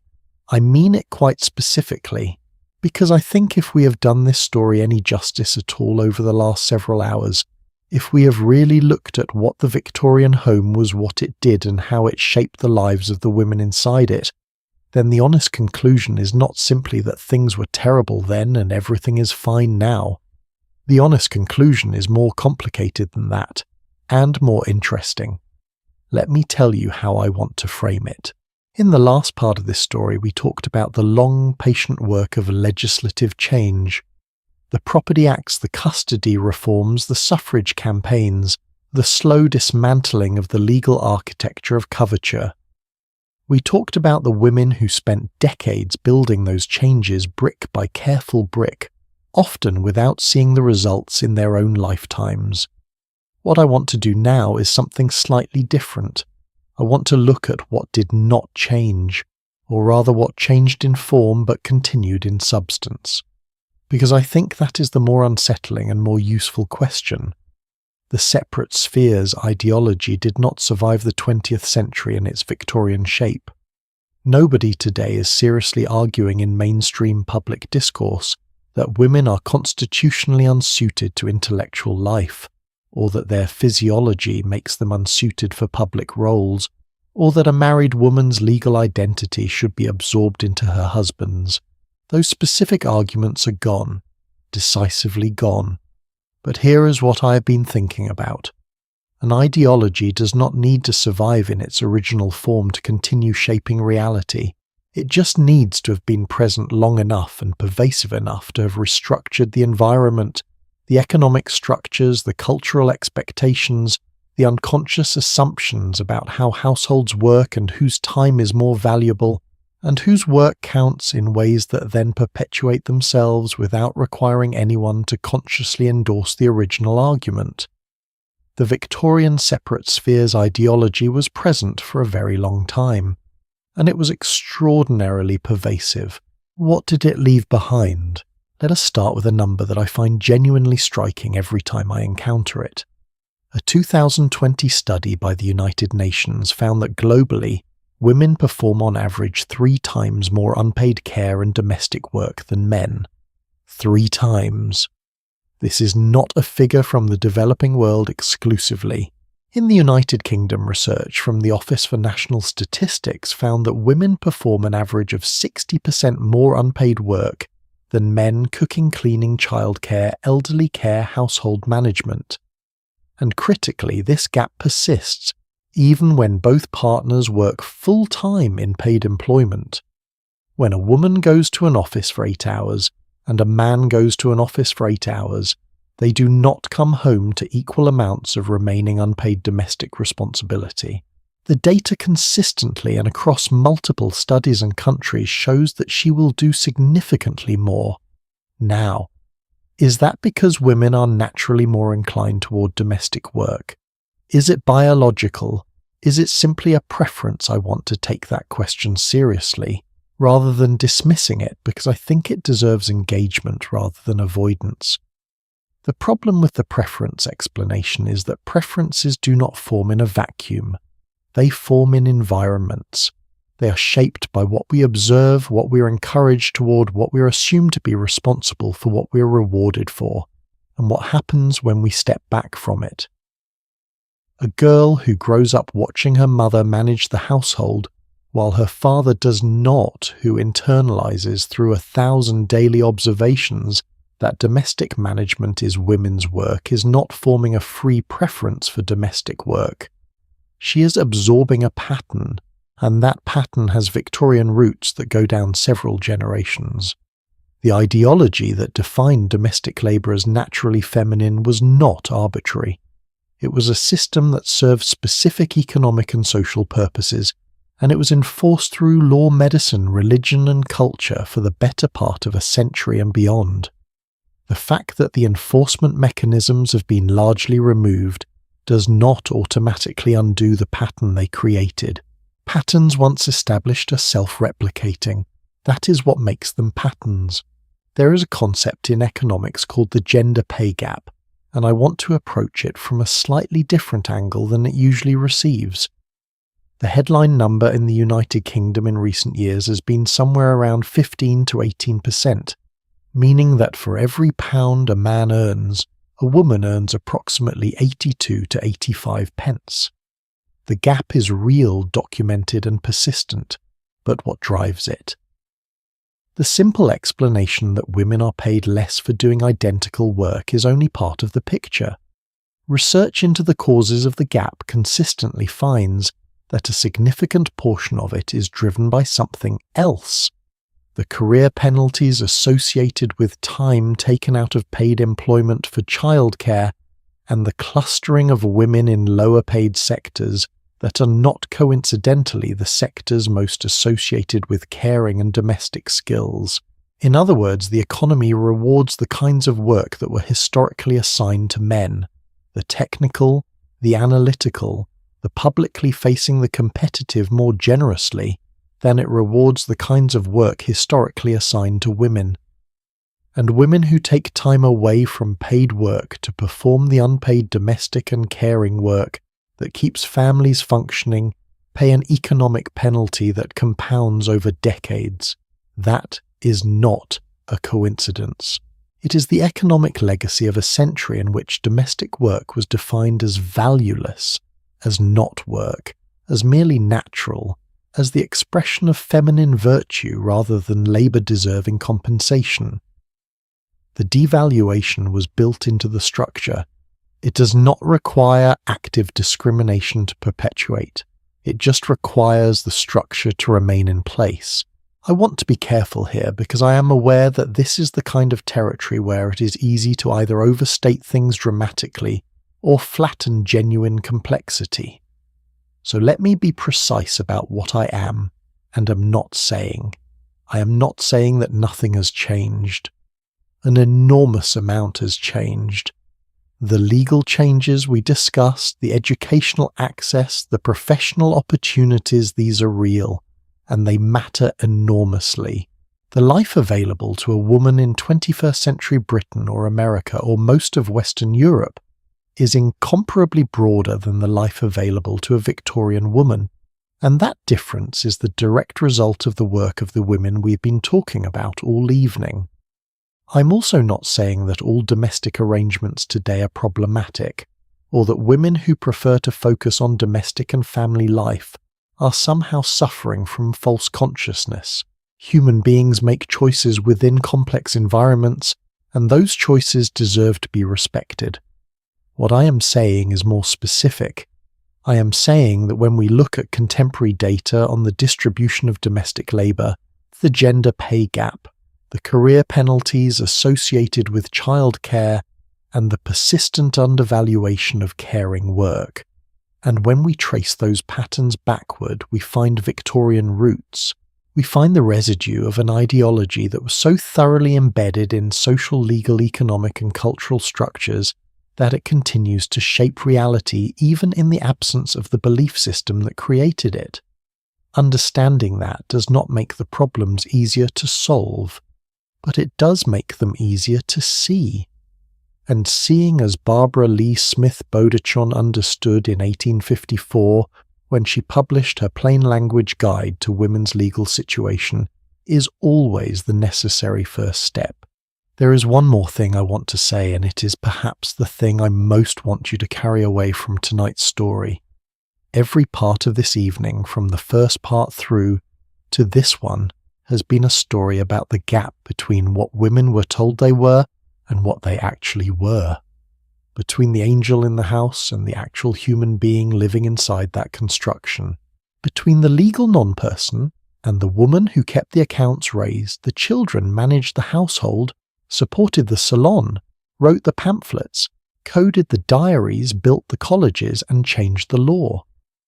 The women we have talked about tonight did not fit the story that was told about them, and rather than making themselves fit, rather than compressing and corseting their inner lives the way they compressed and corseted their bodies, the most remarkable of them found ways to insist on a different story, a more accurate one. They did it in drawing rooms and diary entries and coded journals and legal briefs and parliamentary petitions and novels and laboratory results and examination scores. They did it quietly and then less quietly. They did it at personal cost that we should not minimize and with a patience and determination that genuinely moves me when I think about it. And they did it fundamentally because they trusted something. They trusted that the truth about who they were and what they were capable of was more durable than any ideology that denied it. That you can suppress evidence for a long time, but the evidence keeps accumulating. That a story told forcefully enough and long enough by the people with power will eventually meet the reality it was trying to contain. They were right about that. Slowly, incompletely, expensively, painfully, they were right. I want to close tonight with a woman we've not mentioned yet because I have been saving her specifically for this moment. Her name was Octavia Hill. She was born in 1838, the granddaughter of a public health reformer, and she spent her adult life doing something that sounds almost mundane when you describe it. She managed housing for the poor. Specifically, she bought run-down properties in London's most deprived neighbourhoods, renovated them to basic habitability, and then rented them to working-class families at fair rents, managing the properties herself with a combination of firm business sense and genuine human concern for the people who lived in them. She trained teams of women rent collectors who visited the properties regularly, not just to collect money, but to maintain relationships, identify needs, and connect families with whatever support existed. By the time she was in her 50s, Octavia Hill was managing housing for thousands of families across London. She had essentially invented a form of social housing management that was later adopted by local authorities across the country. She was also one of the 3 co-founders in 1895 of the National Trust, an organisation that today protects over 600 miles of coastline and hundreds of historic properties across England, Wales and Northern Ireland. She did all of this without ever holding a formal public office because women could not hold formal public offices for most of her active career. She did it through relationship, through competence, through the slow accumulation of trust and results, through exactly the kinds of skills that the Victorian domestic ideology had insisted were merely natural feminine attributes, rather than professional capacities deserving institutional recognition. She took the tools the ideology had given her, the domestic skills, the relational intelligence, the capacity for patient detail-oriented management, and she used them to build something that outlasted the ideology entirely. I find something deeply satisfying about that. There is a kind of poetic justice in it. The qualities that were supposed to keep women contained ended up being the qualities they used to build institutions that are still functioning, still protecting, still serving people more than a century after the women who built them are gone. The Victorian home was a cage. We've been honest about that all evening, and I do not want to soften it now at the end. But it was a cage full of people who were more than the cage was designed to hold. And that excess, that overflow of intelligence, capability, ambition, resilience, creativity, and sheer human refusal to be entirely defined by someone else's story about what you are. That excess is the most important thing the Victorian era produced. Not the architecture, though the architecture is beautiful. Not the literature, though the literature is extraordinary. Not the science, not the empire, not the economic expansion. The most important thing the Victorian era produced was the quiet, sustained, incredibly expensive proof that you cannot fully contain what people are by defining what they are allowed to be. The women we have talked about tonight, from Caroline Norton, arguing in pamphlets for the right to see her children, to Philippa Fawcett sitting perfectly still while the announcement of her examination result rippled through a room that had not expected it, to the anonymous woman in Bethlehem writing, in an unsent letter, that grief and illness are not the same thing. All of them were making the same argument in different registers and different languages and different moments. The argument was simple, and it was true. We are here. We are more than this. Count us. If there is a reason to study history, and I believe there is genuinely and without reservation, it is not nostalgia. It is not the comfort of a world simpler than our own. It is not even the pleasure of a good story, though tonight has had some of those. The reason to study history, as I understand it, is so that we can see ourselves more clearly, so that we can look at the assumptions we carry without examining them and ask where they came from, so that we can trace the origins of the patterns we live inside and decide with open eyes which of them we want to keep and which of them we want to change. The Victorian women we have spent tonight with did that work for themselves at enormous cost and passed the results forward. The least we can do is receive what they passed forward with the clarity and honesty it deserves, not as a comfortable story about how far we have come, but as an ongoing conversation about where we are going. And with that, genuinely thank you for spending tonight's story with me. If something we talked about tonight stayed with you, I would love to know what it was. Drop it in the comments. Tell me which woman's story surprised you most, or which part of this history you had never encountered before. These conversations matter to me more than I can easily say, and every comment you leave tells me something about what you want to explore next. If tonight meant something to you, if it gave you something to think about, something to look up, something to bring into a conversation with someone you love, please share it with them. The best thing this channel can do is put stories that deserve to be told into the hands of people who will carry them forward. And if you are new here and you found your way to this video somehow, hello, welcome. I am genuinely glad you are here. There is a lot more where this came from. Rest well tonight, you have earned it. I will see you in the next one.